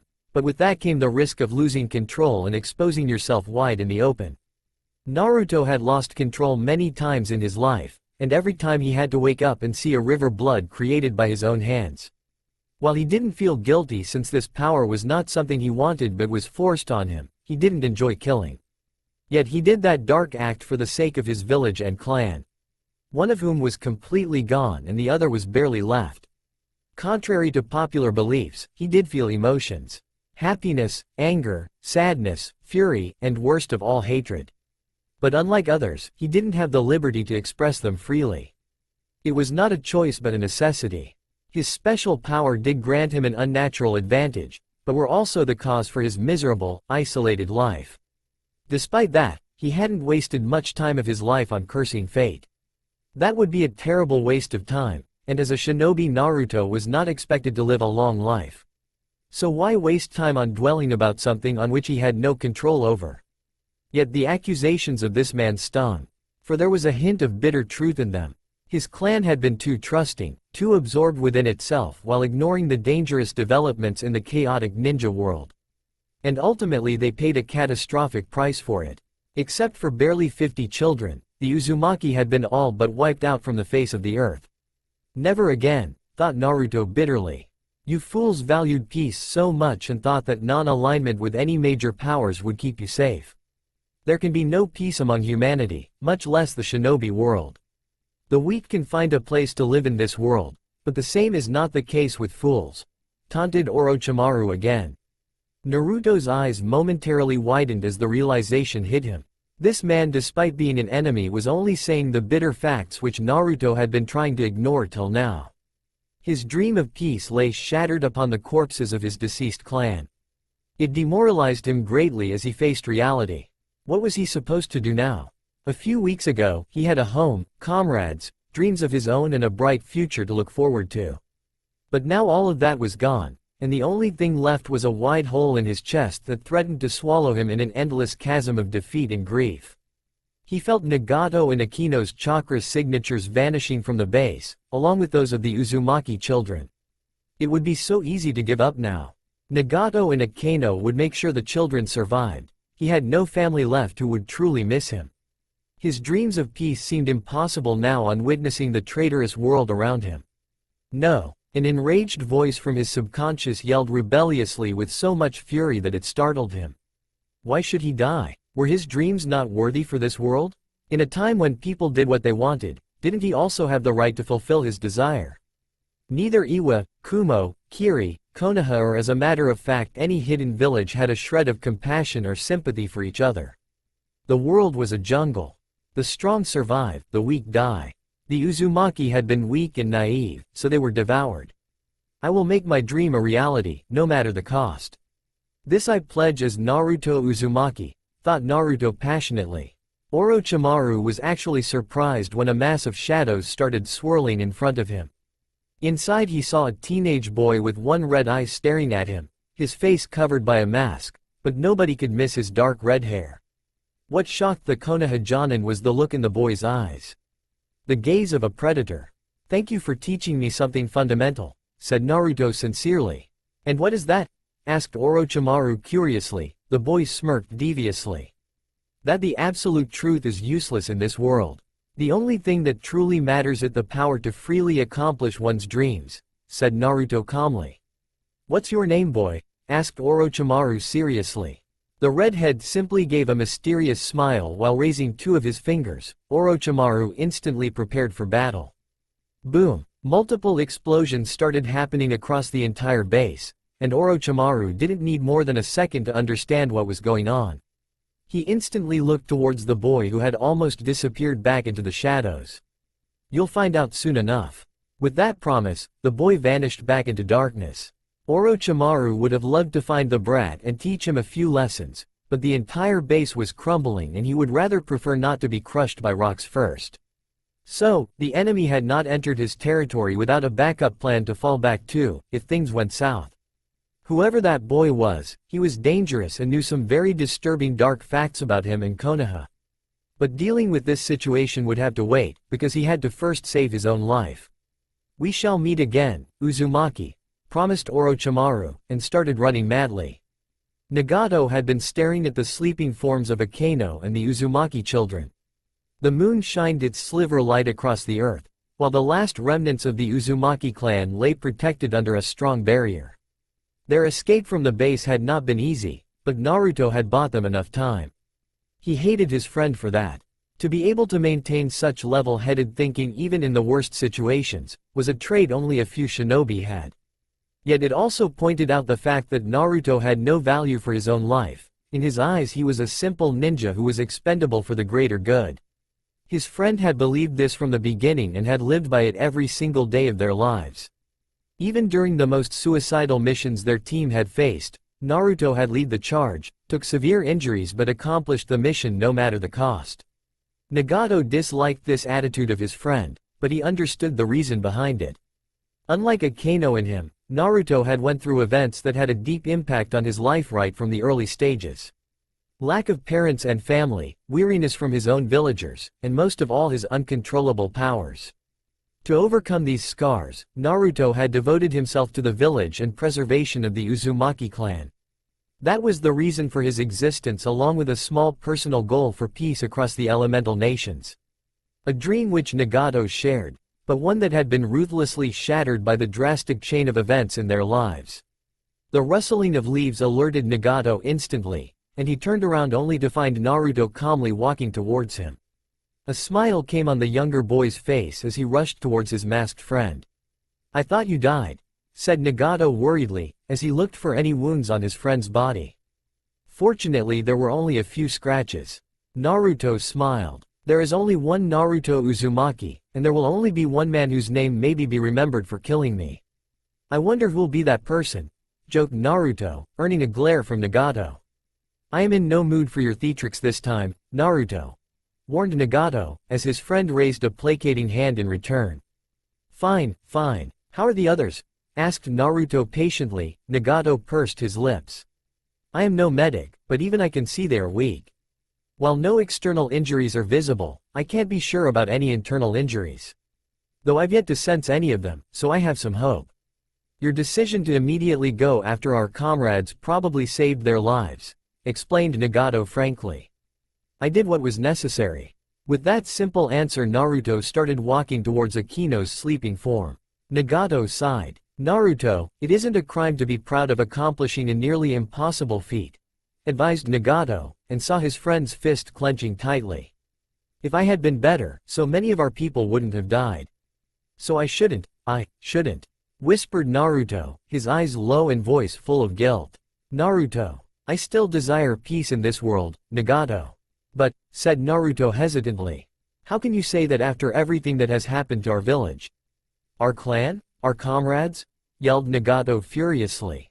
Naruto turned around and sympathetically stared at his friend. Unknown to Nagato, Uzumaki Naruto could clearly feel each and every feeling burning in his friend's heart. Right from the hatred to the grief. Then what do you propose? Asked Naruto calmly, and saw Nagato giving him an ice-cold gaze. The only way to achieve peace in this world is by making humanity feel pain. Unless those in power don't know this feeling, wars will keep on happening, proclaimed Naruto. What if I say there's another way? Hinted Naruto, with that mesmerizing glint in his eyes. Nagato paused. The anger faded a little, as he furrowed his brows. Naruto usually proposed the most rational plans, keeping the real objectives in mind. It wouldn't cost him anything altis to listen to the idea. Fine, relented Nagato. Naruto smiled. Making sure that the silencing seals were working properly, he explained his dream to his friend. And the way you would move forward towards it. I thought, said Nagato sheepishly, how stupid he had been. Naruto scoffed. You don't think I'll simply spare the ones that destroyed our clan? Asked Naruto irritatedly. So, said Nagato hopefully, but Naruto raised his hand. But you're out of your mind if you think I'll destroy 4 great ninja villages and nearly 60% of the world's population in a mad quest. Mocked Naruto, and was surprised when Nagato looked away. Well, Naruto sighed. Nagato, you have a good heart. But try to think with your brain first and heart later. It'll keep you alive and help you in accomplishing your goals, suggested Naruto. TCH, muttered Nagato, his friend suppressed a chuckle. Despite entering his teens, Naruto knew Nagato was a child in many ways. I swear to you, Nagato, I'll make the culprits of our people pay with their lives, but I won't destroy the world in an act of revenge. Destroying is easy, developing is hard, advised Naruto sagely. You and your quotes. What were you, a historian in your previous life? Teased Nagato. Hey, doesn't sound like a bad idea, agreed Naruto, making Nagato truly smile. Naruto, can we truly have real peace someday? Asked Nagato seriously, and looked his friend straight in the eye. To his credit, Naruto never wavered. He stepped forward toward the younger boy, his steely gaze connecting with Nagato's doubtful gaze. I'll never give up. Nagato's eyes widened. Smiling, Naruto extended his hand towards his friend. Instead of using our powers for destruction, let's use them to change this world into something better. Promise me? Asked Naruto hopefully. Nagato stared at this boy, his right hand automatically rising to meet with the one Naruto had extended towards him. He didn't know what this feeling was that always made him believe in this boy, but it was enough to keep alive the tiny flicker of light in Nagato's heart. Maybe you can save this world. I shall believe in you, Naruto, promised Nagato secretly. Outwardly, the younger Uzumaki only gave a nod to his friend. The atmosphere inside the conference room was extremely tense. The people sitting in their comfortable chairs were leaders and considered the best among the masses of Fire Nation. Yet all of them had varied expressions ranging from shock, anger, trepidation, fear and grief. Hiruzen sat in the center, a weary expression visible on his face as he regretfully grasped his forehead. Is this really true? Asked Hiruzen sadly. Positive. The Uzumaki have been completely wiped out, their village destroyed and all inhabitants killed, declared Danzo Shimura. Minato Namikaze stood beside the tired third Hokage along with Jiraiya. The white-haired student of Hiruzen was glancing at the blonde Junin whose face was a perfect mask of calm and control, yet the clenched fists were enough to show Jiraiya what he needed to see. The Azucage and all fighters offered a valiant fight to the combined armies of Iwa, Kumo and Kiri. So fierce was the battle that the outnumbered Uzumaki successfully wiped out nearly 30% of the enemy forces before being destroyed, said Danzo respectfully. He may not have been a true fan of that clan, but he respected power. And even in their demise the Uzumaki had provided their worth to Konoha. Shocked gasps were heard across the room as the clan heads and top Junin and Enbu heard the news. It was a rare feat for any single clan to inflict so much damage against the combined power of three great ninja villages. It only highlighted the power of the Uzumaki, a distant relative of the Senju clan. Speaking of which, Tsunade Senju closed her eyes in grief. She may not have shared close bonds with her distant relatives, but they were still family. Were there any survivors, Danzo-sama? Maybe a few could have escaped while the fighters bought them time, said Minato hopefully. You're right, a few did manage to run towards our borders, but were eventually hunted down and killed. It not only highlights our utter failure in protecting our allies but also points out how vulnerable our own borders are. And the threat that looms over our great village, proclaimed Danzo. My son. Many of the clan heads gasped in shock on hearing Kushina's trembling voice. As far as they were told, the redhead's first child had died on birth. Apparently, that had not been the case. Their eyes shifted towards Hiruzen, who sighed. Danzo gave him a stern yet prodding look. The child was a boy. Konoha had always followed a secret treaty with Uzu known only to the respective cages of each village. In exchange for resources and support, Uzu would continue to provide a shinobi who can be the Kyuubi's Jinchuriki along with new weapons. However, if the female Uzumaki were to ever conceive a male child, then he was to be immediately handed back to Uzu, informed Hiruzen. A logical way of thinking. A male Uzumaki growing up in Konoha could have easily recreated the clan over the decades, suggested Shibi Aburame. And render Uzu's importance to us quite bleak, pointed Hiyashi Hyuga. If a girl was born to the Uzumaki of Konoha, then too our village would gain a partial Uzumaki clan. However, the descendants of such a child would not be as strong as a true Uzumaki because of the strong genes that can only be passed down through a male. Tsunade is a descendant of Mito, yet her healing powers and longevity pale in comparison to her grandmother. Not to mention the sealing arts that were the true power of that clan, explained Shikaku Nara tactfully. And you allowed this to happen, Hiruzen? Asked Danzo bitterly, receiving a sharp glare from the third Hokage. That's Hokage-sama to you, Danzo. Don't forget your place, reminded Hiruzen. His tone was calm yet the message was clear. Hi, replied Danzo crisply, though a battle of eyes was continuously fought between the two students of Toburama Senju. It was an honorable treaty which both Hashirama-sama and Toburama-sama respected. I followed the same principles laid by our great founders, replied Hiruzen calmly. Despite the benefits the Uzumaki could have brought to our village? Asked Danzo contritely. Before the small conflict could escalate further, Minato stepped forward, his ice-cold gaze glaring down at Danzo. Danzo-sama, while I understand your views to some extent, you don't have any right to question the Hokage. And nor do you have any right to speak of my son as a mere tool. I won't allow that, warned Minato. Many stared at the blonde Junin in shock. There were barely a handful of people in the village who could stand up to Danzo Shimura, much less obstruct the man from speaking his thoughts. It would have been the case with any other shinobi, but Minato was one of the rising stars of Konoha and was said to be the Nidaim's successor. So when he spoke, people listened. Danzo subtly saw the clan heads, Jiraiya, Tsunade and many others secretly agreeing with the blonde Junin. I see. It was an inappropriate of me and I apologize, said Danzo curtly. Hiruzen instantly narrowed his eyes on seeing the sudden change in his friend's behavior.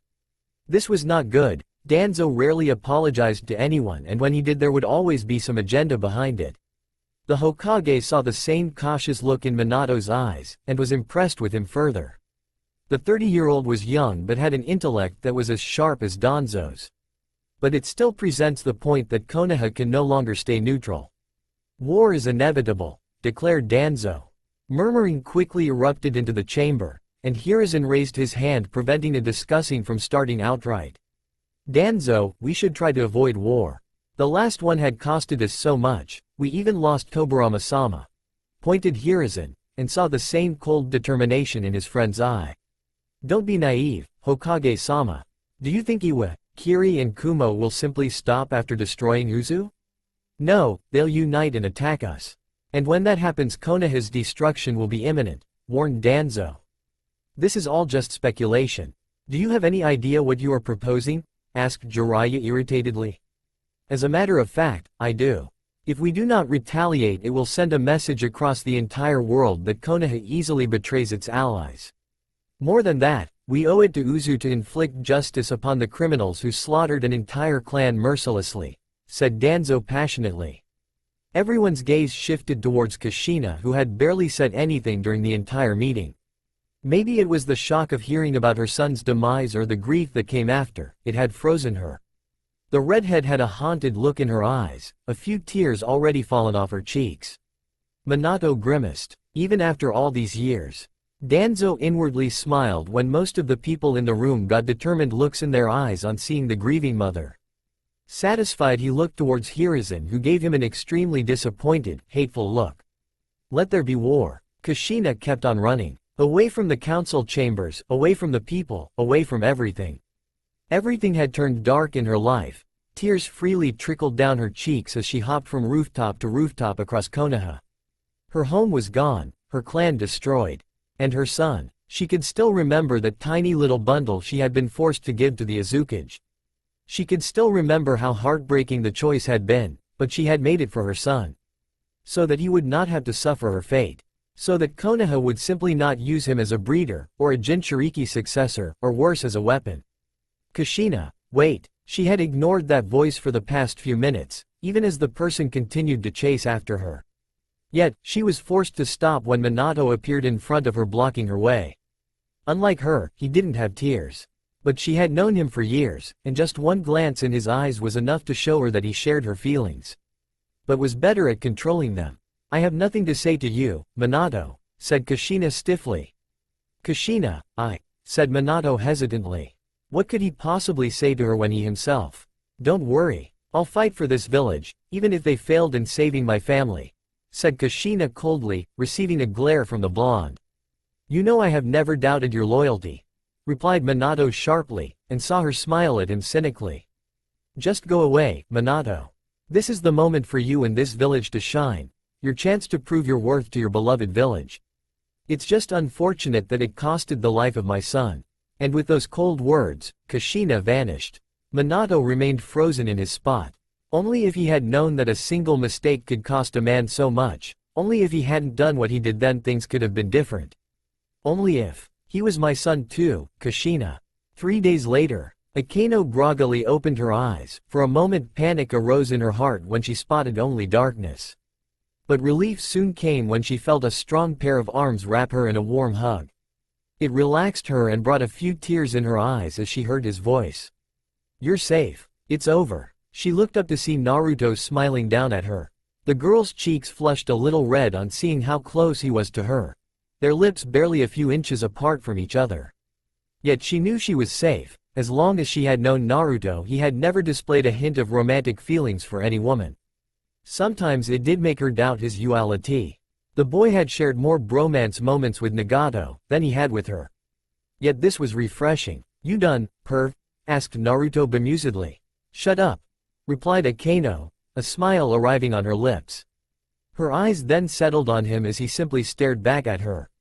In a move which surprised Naruto, she leaned forward and tried to kiss his lips. At the last second, he moved away making her kiss his cheek instead. Before she could feel embarrassed, Naruto cupped her chin and looked her straight in the eye. You deserve someone better, said Naruto hesitantly, as she looked at him sharply. Let me be the judge of that, replied Akeno, some anger seeping into her tone. Naruto slowly got back on his feet and walked a few meters away to stand at the entrance of the cave they were currently taking shelter in. The Third Great Ninja War has started. His words shocked Akeno to the core.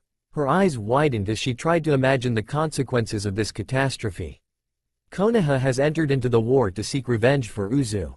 It's rather ironic, but with their arrival Suna would follow. The flames of war would engulf all lands and an era of darkness approaches us all, said Naruto calmly. And whose side are you on? Asked Akeno hesitantly, making him smile a little. My own. I am going to fuel this war. Every ninja village is my enemy. My goal is to make each and every one of them suffer terrible losses, because unless their military and economic powers are reduced to rubble, they'll continue to possess the desire and capability to wage wars. Explained Naruto frankly. This wasn't what the Azukage wanted, hinted Akeno, and flinched on receiving his sharp glare. He's dead, and I don't have time to linger in regret or ponder what he would have done in this situation. It's up to me now. The sad thing is that unless I wage war, I can't have peace in this world. Akeno, I can't give you what you want. Because I don't have the capacity to love, my existence itself was a mistake, said Naruto sadly. Akeno lowered her gaze. His words, while harsh, only presented the bitter truth. Births must be controlled by an existence who's either extremely incompetent or extremely sarcastic, said Naruto dryly. Akeno saw Naruto's gaze fixed on the Uzu headband that he was holding in his right palm. Already, I have nothing left to lose, muttered Naruto.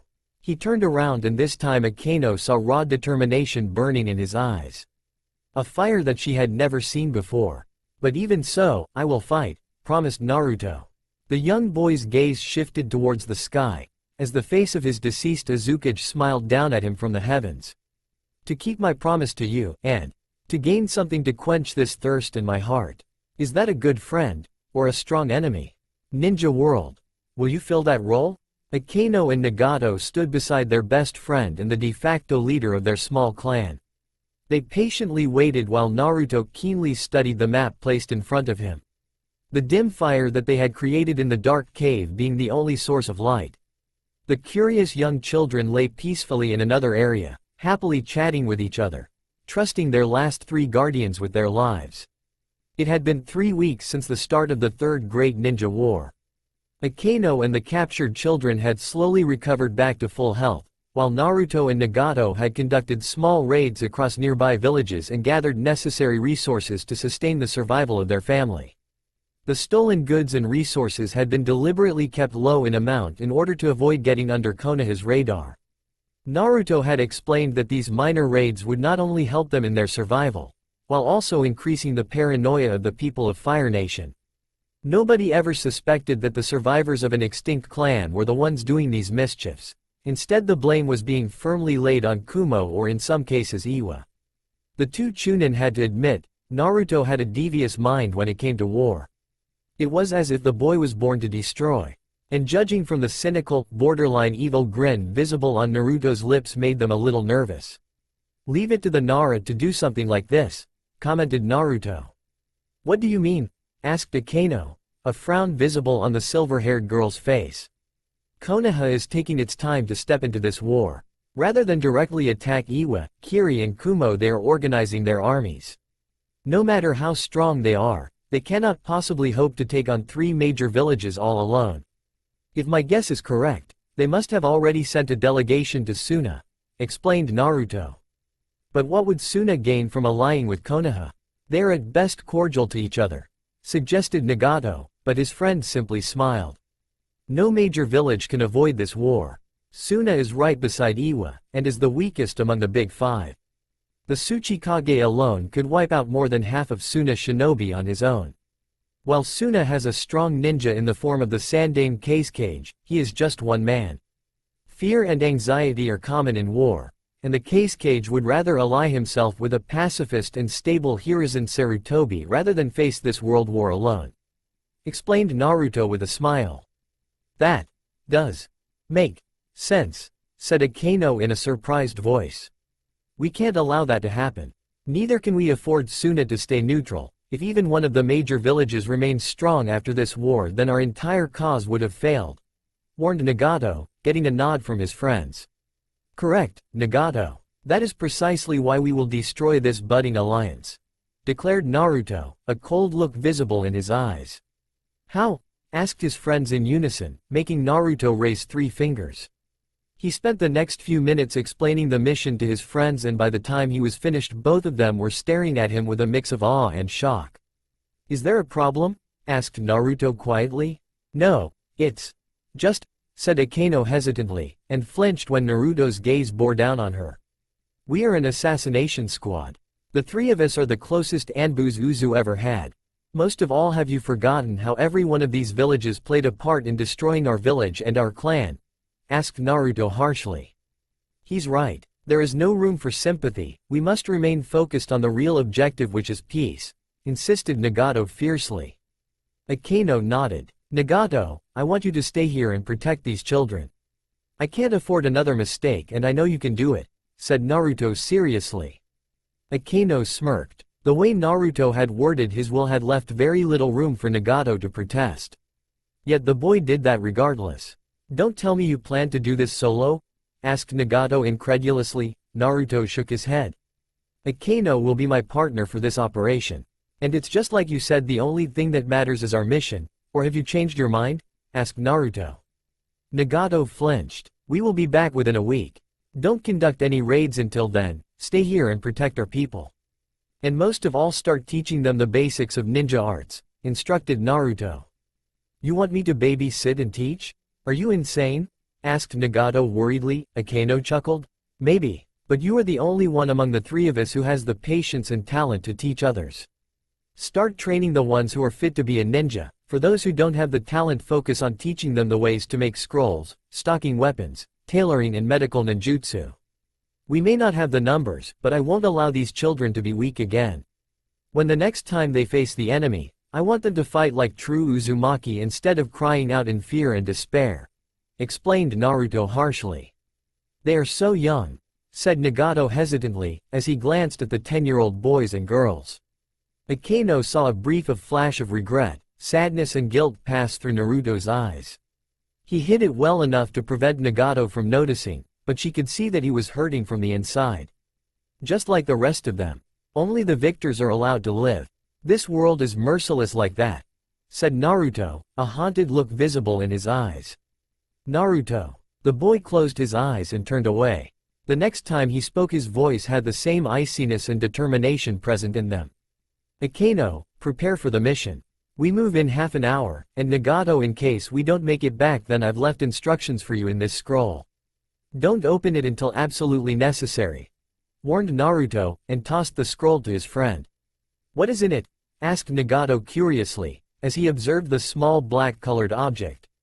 Something which I was supposed to use if I ever got in trouble. A safety measure given by my father. Akeno and Nagato went wide-eyed on hearing that. Their shocked stares were fixed on Naruto's back. All their lives their friend had pretended not knowing his father. Wordlessly, Naruto walked away after relaying that information, clearly not willing to share any more information, and his friends reluctantly didn't pursue him on this revelation. What a fucked up family, said Nagato with a heavy sigh. Just pray that they never meet face to face, replied Akeno wearily. Why? Asked Nagato, and saw a terrified expression arriving in the silver-haired girl's eyes. It might just start another world war. Akeno was currently lying idly beneath the shade of a large tree. The cool breeze hit her face, occasionally making her smile, while her eyes were fixed on the masked boy who was busy going through their mission gear. She had to admit, he had been planning this operation for quite some time. Why me? Her sudden question made him stop momentarily. He glanced at her for a second. Their gazes met and he understood what was the true meaning behind those words. Apart from the fact that your skills are more suitable than Nagato in this task. I want you as my partner. To keep me in control, admitted Naruto, his gaze lowering a little. And why is that? Asked Akeno coolly. Because you have a heart, I don't. I always tend to focus towards our ultimate goal and tend to disregard the way we achieve it. I might even not hesitate to kill innocents for this task, especially when I use my dark powers. This risk greatly increases as I don't have full control. Nagato carries a lot of hatred in his heart and might not be determined and capable enough of stopping me. But you can, don't let me become a monster, Akeno requested Naruto. She got back on her feet and came beside him. Placing a hand on his shoulder, she gave him a proud smile. The fact that you know this is enough proof that you will not become the monster you fear. And neither will I let you become one, promised Akeno. He smiled. Thanks. Akeno couldn't help but notice the fact that he had a nice smile. He may have rejected her feelings, but she could barely accept such a decision of a person who hardly even understood his own pain. So, she would wait. Instead of pushing him further, she would support him as a loyal friend and comrade. And maybe a few years later, when all of this madness was over and their dream of peace was a reality then. Maybe. It was a slim chance. But a girl could hope. Naruto saw the silence was stretching for far too long and instantly pointed his finger towards the gear he had placed near their feet. Akeno was thankful for the diversion and shifted her attention towards the Konoha Anbu uniform that lay across her feet. "Where did you get this?" asked Akeno in surprise. "Black markets can offer you a lot of interesting things, for a right price. And these are war times, getting things like these is much easier now," clarified Naruto. "Clever. You know if this plan works, then each village will fight against the other." "What are your future plans?" asked Akeno curiously. "One step at a time, Akeno," stated Naruto frankly. She smirked. "You are a dangerous general." Naruto smiled. "That I am." Nagi Hyuga was keenly observing the dense forest around him. For the past half an hour, he and his partner Kenji Yamanaka had been patrolling the borders of Fire Country. With a world war going on across the lands, their task had become highly important. So far things were normal and he had not come across any enemy forces trying to enter their borders. That was a good sign. His Byakugan was watching each and every sector and he was rudely shocked when an Anbu appeared right behind him. He yanked backwards to defend only to see that it was one of Konoha's special forces soldier. And he had a scroll in his hand. "How did I not see him?" thought Nagi worriedly. "Hey, you Anbus are always so sneaky. But I admit, getting a jump on a Hyuga is damn impressive," congratulated Kenji. Nagi focused his Byakugan on the young teenage Anbu. While Konoha didn't officially accept such young children into such a dark unit, that was not the case with a secret force that he had heard rumors about. Root. Information was scarcely available on this unit, but what Nagi did know that many young teens were a part of that group. The only reassurance he had was that they were on Konoha's side. He was so engrossed in his thoughts that he reacted a second late when the Anbu raised his finger and Kenji went still. Nagi pressed a fast strike straight towards this enemy's heart, only to freeze the next moment. Dark chakra started surrounding the young Anbu, and Nagi trembled in fear on seeing one of the eyes of the boy turning demonic red in color. Dewiryogen, dark illusions. The fear and anxiety within Nagi's heart skyrocketed to maddening levels as he saw several Suna shinobi approaching towards Fire Nation. Combine that with Hiruzen Sarutobi's desperate voice to retaliate brutally screaming in his head, made him angry and determined.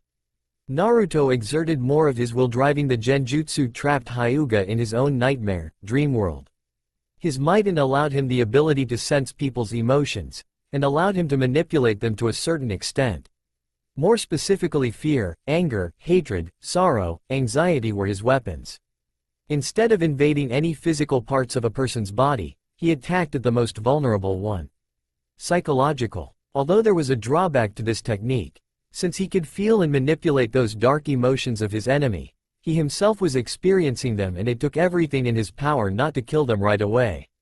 Just as Nagi was thinking about different ways to kill Suna Ninja, while the Yamanaka was trapped in his own nightmare.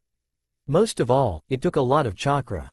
After a few more minutes of inner torture, the ninjas broke and knelt before Naruto.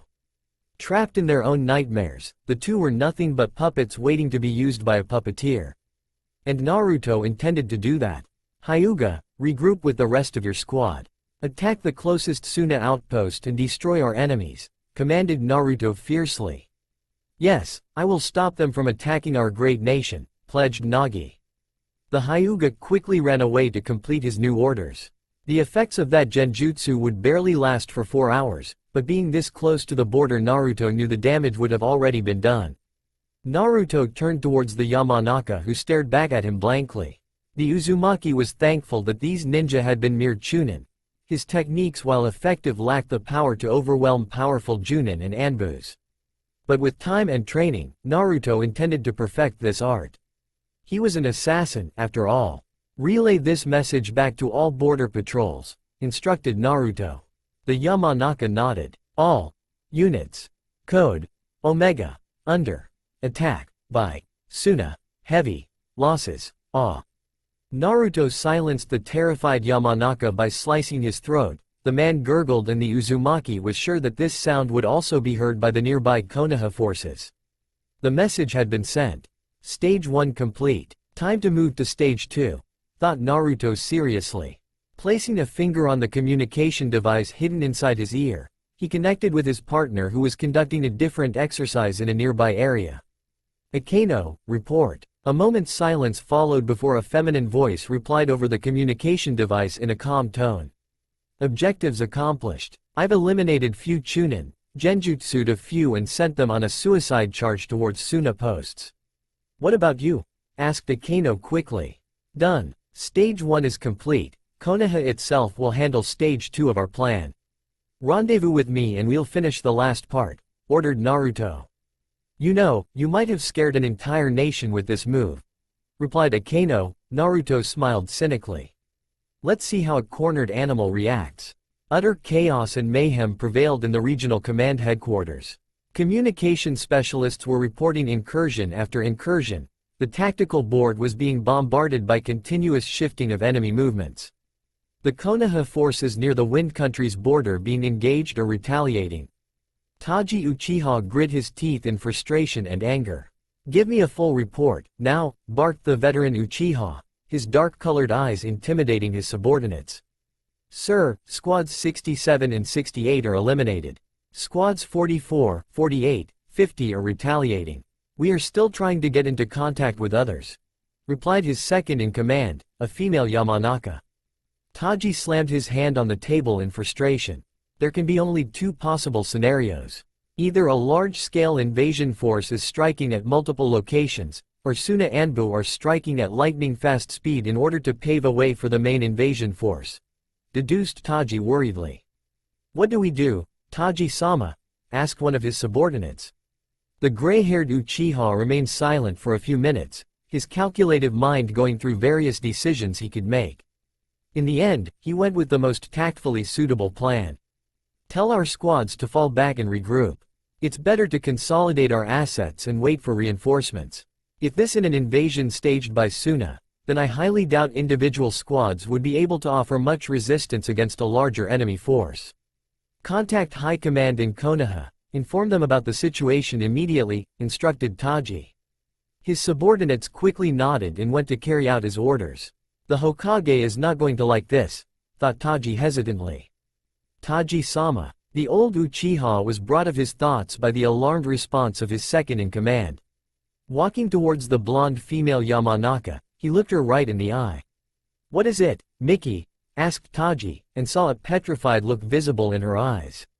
Our communications have been sabotaged, replied Miki hesitantly, and flinched when a murderous look arrived in the Uchiha's eyes. How the hell? We'll remedy it later. Use your mind powers to reach Konoha, barked Taji furiously. That is too far from my range. Only Inoichi-sama can communicate such long-range messages, replied Miki worriedly, making her superior even more mad. Damn it, what good are you? Gah, forget it, contact our regional headquarters. Find out if they are in the same mess as we are, ordered Taji.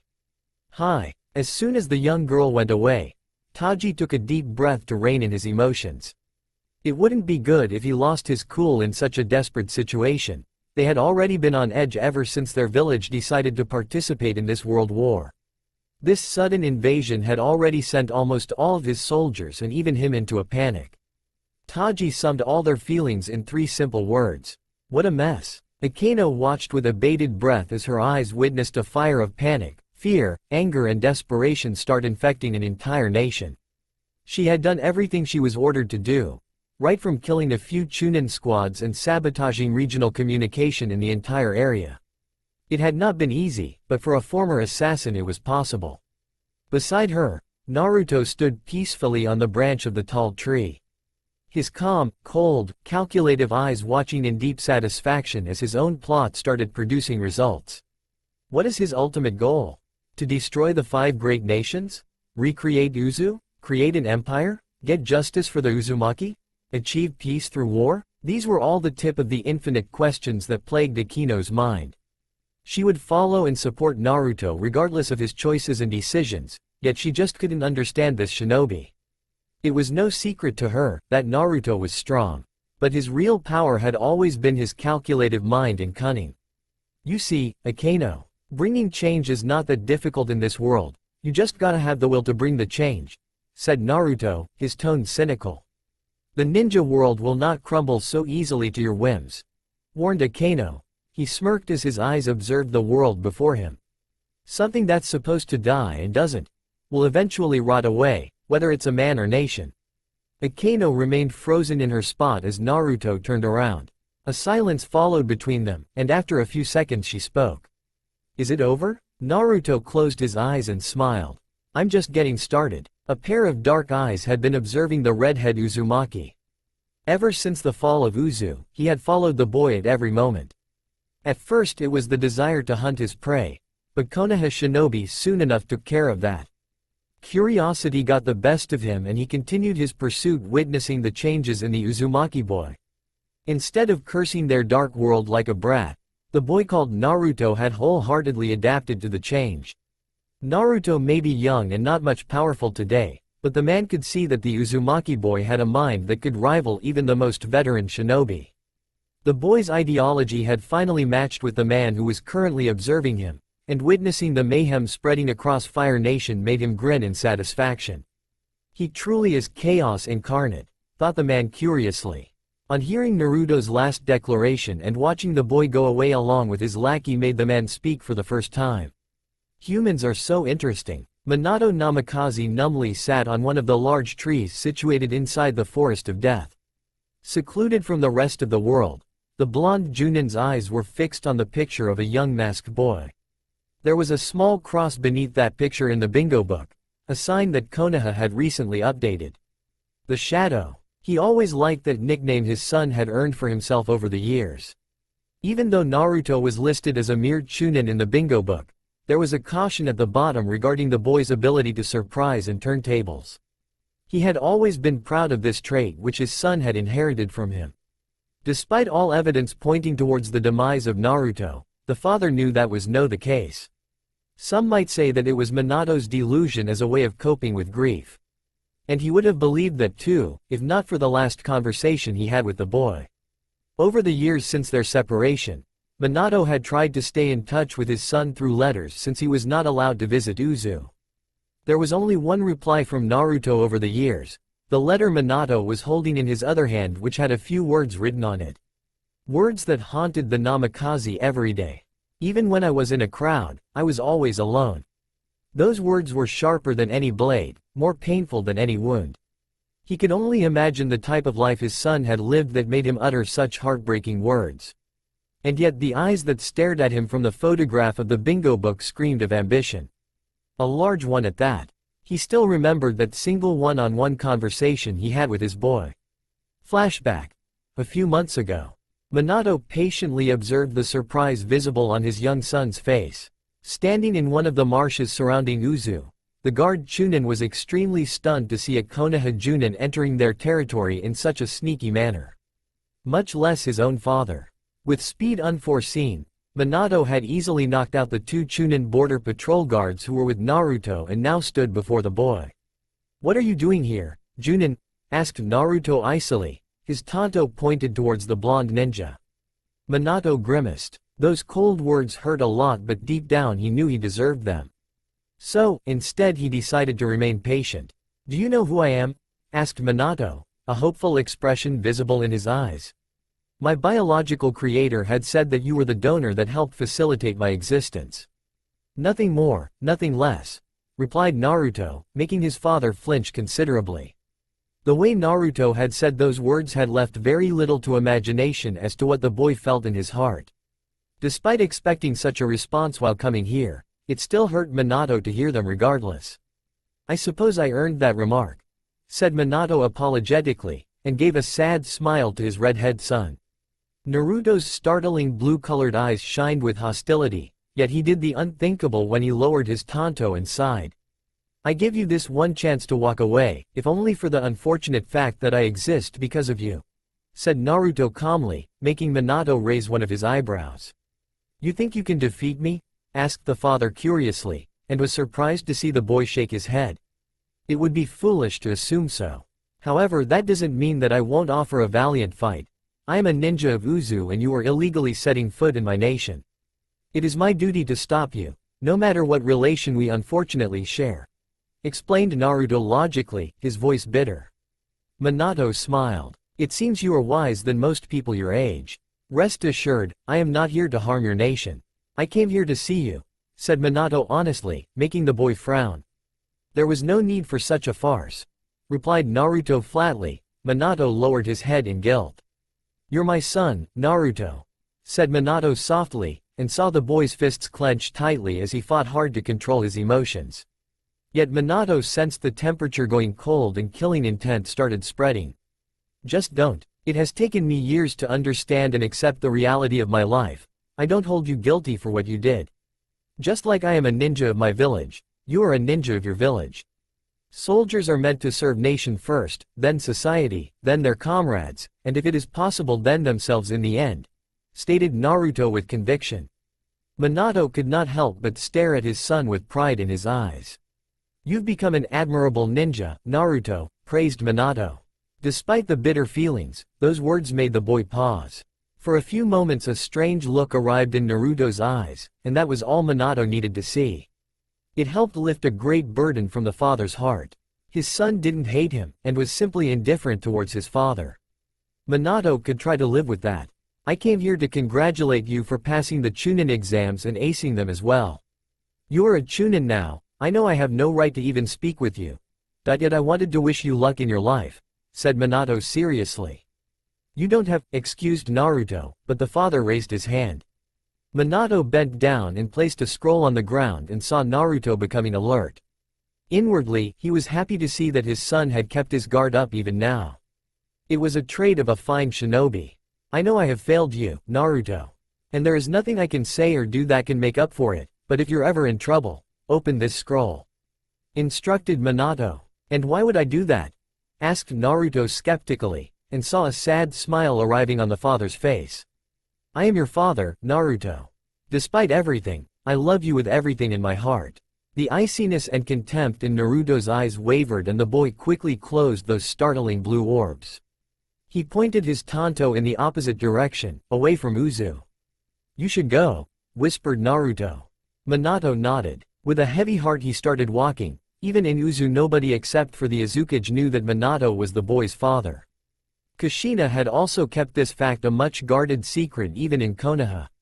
Then a question arose in his heart that made the tall blonde stop, and look back towards his son who was walking back towards his unconscious comrades.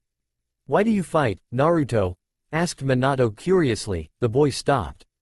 With his back turned towards his father, the young redhead glanced up towards the sky full of stars and the bright shining moon. "To gain the strength to freely accomplish my dreams. One could also say that it's the power not to take orders from people whom I despise or don't agree with, to be the master of my own life." Minato was left speechless by those words. It was his turn to stare at his son in surprise. Nobody knew it, but those words had changed Minato Namikaze completely. They gave birth to his dream. The reason he couldn't keep custody of his own son, the reason he failed in saving Kushina from such a pain was because of the fact that he had been helpless and weak as a mere Chunin all those years ago. Compared to the Kages who made the decisions, Minato had been powerless. And on that day, Minato Namikaze had made a pledge to himself and the world.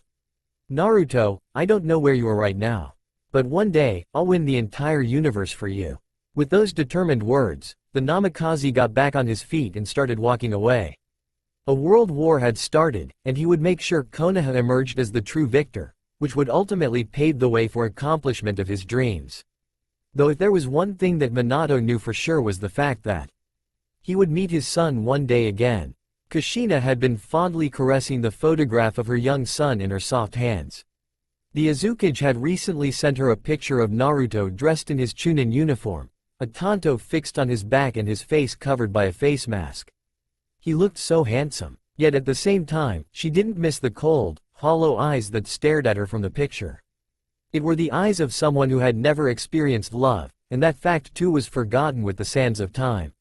What she was looking at now was a determined and devoted assassin, whose only reason for existence was to serve Uzu. Live for the village, die for the village. Her son had sworn that oath when he took up that uniform. Such path of violence and darkness was not something she wished for him, and yet it had happened. It was not as if she had tried to break away from him. It was the complete opposite. She had sent so many letters, pictures of her and Minato, and so many more presents on his birthday. And she only received silence in return. All these years right up to. She had never cursed her destiny as a Jinchuriki so much as today, to lose the most precious thing in her miserable existence. Naruto had been the one good thing that happened to her, and she threw him away. She could have fought harder, made more efforts too. If only she had done that, her son would have been alive today. Due to her and Minato's mistakes, Naruto lived a lonely life devoid of a family. And in the end, he died alone. She could still remember that dark night when a squad of Enbu forcefully took her child away from her. The Hokage and the Izukage had witnessed the exchange with a complete professional look in their eyes. A teen-aged Minato had also been standing beside Jiraiya. Unlike Kushina, he was not crying, and instead had his eyes closed. His fists had been clenched so tightly, and he never looked at her despite her pleas for help. The last memory of that dark night that she remembered was Naruto's crying voice, and then something hid her followed by darkness. Her only reason to exist now was to destroy the ones who killed her only son. She would use every ounce of her power and hatred to inflict carnage upon the 3 cowardly villages who had destroyed her clan, her people, her village and her son. The wooden walls cracked due to the killing intent she had been radiating, and it would have escalated further if not for the series of rapid knocks on her door. Snarling, she got up and started walking towards the door. Hadn't she told those annoying Anbu that unless there was a mission she was not to be disturbed? I told you to leave me alone. Kushina couldn't complete her words as she saw the person standing at her doorstep with a wide, innocent smile on his face. You. Naruto stood on top of one of the large sand dunes. Currently lying steadily in the sand, he simply observed the large structure before him. Akeno was beside him and the two of them were waiting for the bright moon in the sky to hide for a while. And that would be the moment they attacked. Akeno had been silent all the time, only talking when Naruto responded. It had been 3 days since their attacks in Fire Nation, and the flames of war would now envelop 2 great nations tonight. Why is this world so twisted, Akeno? She would have missed his question if she was not so alert right now. Even then, those words coming from Naruto of all people surprised her. Akeno turned towards him, and saw a vulnerable look in his eyes. I wonder if my actions will change anything in this world. Or will they be just as meaningless as my own existence? Asked Naruto. Naruto, I want to achieve peace through force. I don't know if I'm right or wrong, but I want to believe that what I am doing today will help in making people understand each other, said Naruto, his voice soft and expression numb. I think people can only understand things that they've actually experienced, suggested Akeno, and saw him smile a little. I understood what loneliness meant, and now I know what happiness and sadness means. What revenge means, what hatred means. But I don't know peace, Akeno, confessed Naruto, making her smile ruefully. Neither does the world know, suggested Akeno, giving him an encouraging smile. Then I want to learn what peace is and teach it to the world as well. That's why even if the world rejects me, I'll keep on fighting, promised Naruto. Naruto blinked when Akeno gently entwined her hand with his. He turned towards her and saw a strange light burning in her eyes. He froze when she looked back at him. Then let's fight together, to learn peace. Both of them shared firm nods. Akeno was startled when Naruto pulled her towards him and wrapped her in his arms. She placed her hands on his back. I'm never letting you go again. No words could describe how happy and satisfied she felt on hearing him say that. She knew the terror she had experienced when she was captured by those Konoha scum, and could only try to imagine what Naruto felt. He was the leader of their group of survivors, and he may not admit that out loud, but deep down he considered himself responsible for all those deaths. People often mistook him as the most strongest person in their team. While as a shinobi he was, but as a human he was the weakest of the trio. For Naruto, Nagato and Akeno had been the closest thing he had to a family. You aren't getting rid of me that easily, Naruto, teased Akeno as he gently broke the hug. He stood back on his feet and calmly observed the large Suna Dam in front of them. The modern invention was one of Suna's most crucial assets that was the lifeline of nearly 20% of its population. And Naruto was aware of the consequences of a direct attack on this place. For a few seconds, his grip on his tanto wavered as he tried to imagine the kind of suffering he would be inflicting on this world. Reforms, no matter how great or small, are never painless or without sacrifices. Akeno saw his trembling stop as he took a deep breath. Naruto's blue eyes glanced at the now darkened sky. You guys may be satisfied with this world, I'm not. With those determined words, Naruto Uzumaki, dressed in the uniform of Konoha Enbu, now placed a bird mask on his face. Sharing one last glance with his fellow partner, he charged towards the dam. Akeno quickly performed a set of hand seals and bit her thumb, followed by slamming her right hand on the sand. Kuchiyose no Jutsu, summoning technique. The silver-haired girl soared quickly into the dark sky as the vulture carried her higher and higher. The large creature easily camouflaged itself in the dark skies as Akeno pointed her hand forward. Altras, we shall support him. Sync with me, commanded Akeno, and joined her hands together. The large predatory bird cawed in response, signifying its acceptance of the order. Akeno started channeling her chakra into the aerial summon as the bird quickly started flapping its wings wildly. On the ground, a pair of Suna Chunin guarding the outskirts of the dam saw a large sandstorm brewing at a distance.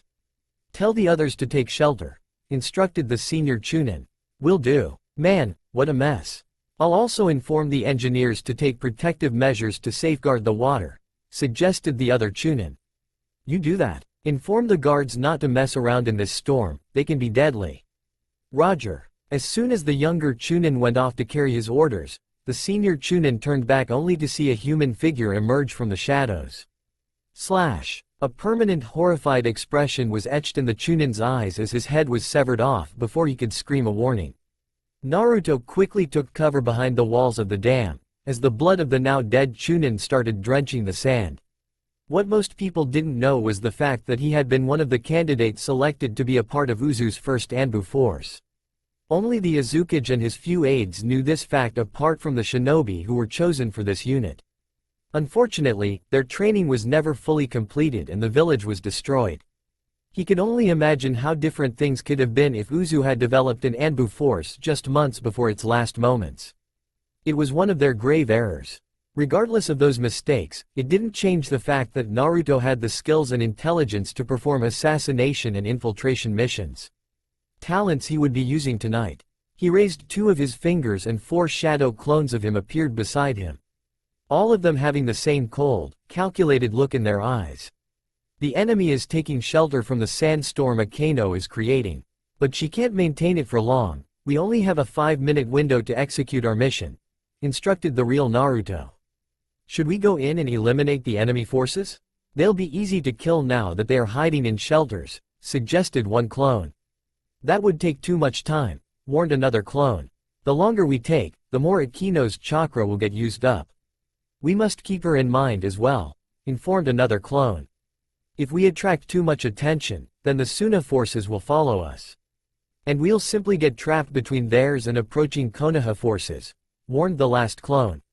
Before the clones could further continue their discussion, their original creator took out 4 scrolls from his pouch and handed one to each of them. Spread out in all directions, place them across these points, informed Naruto, and pointed the directed points on the map. Now, the clones quickly saluted and started stealthily running in different directions to accomplish their objectives. Naruto placed his own scroll near one of the dam's giant walls. He then placed his finger on the communication device in his ear. Akeno, how are you doing? Asked Naruto worriedly.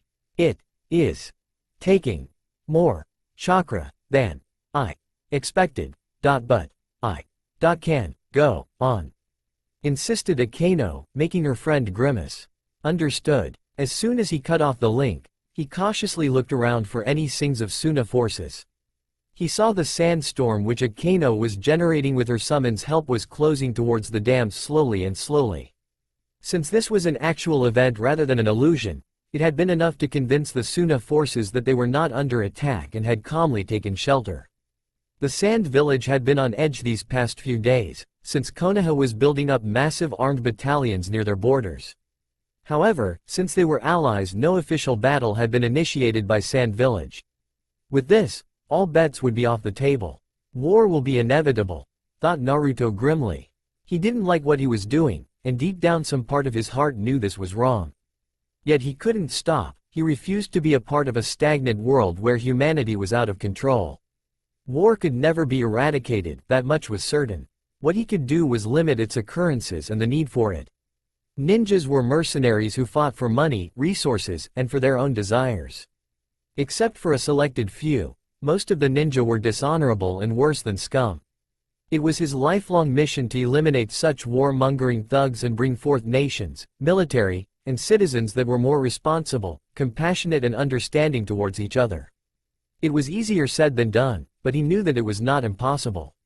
And if it could be done, then he was willing to bear every sin for that dream of peace. All charges set. The voice of his clones over the communication channel felt like the hammer of the gods descending from the heavens.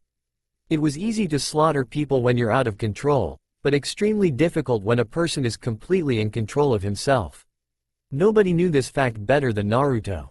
Many people had lost their lives whenever his dark powers ran wild. Even as an assassin he had killed people. But what he was about to do now was something much, much larger and destructive. He was instigating war between two nations which would lead to death, destruction, sorrow and loss to millions of people. In the end, he was not different from the ninja thugs whom he loathed. What shocked him was the fact that he had been fine with living in such a twisted world as long as he was safe. But when that had changed, he too had changed. It made him realize how wrong the world was, how wrong he had been, and the desperate need for change in the world. Nagato had been right in a way. He could only understand these things once he experienced that pain. For people to understand each other, they had to realize their mistakes like him. Just like the slaughter of his clan taught Naruto his mistakes, he would try to teach the world its errors. He quickly started retreating away from the dam's borders, and soon enough raised two of his fingers slowly. Boom! From the corner of his eyes, he saw the structure starting to collapse slowly and the water spreading in every possible direction. The cries of the horrified Suna ninjas and civilians rang in his ears. Mikano had been waiting for him at the end. The sandstorm along with her summon had been stopped as she watched the destruction they had inflicted on an entire nation with their actions. "We finally did it, didn't we?" asked Mikano hesitantly. "Yeah," replied Naruto, his gaze fixed on the dark sky. "If you fight, people die. If you don't, even then they die. I guess it's true.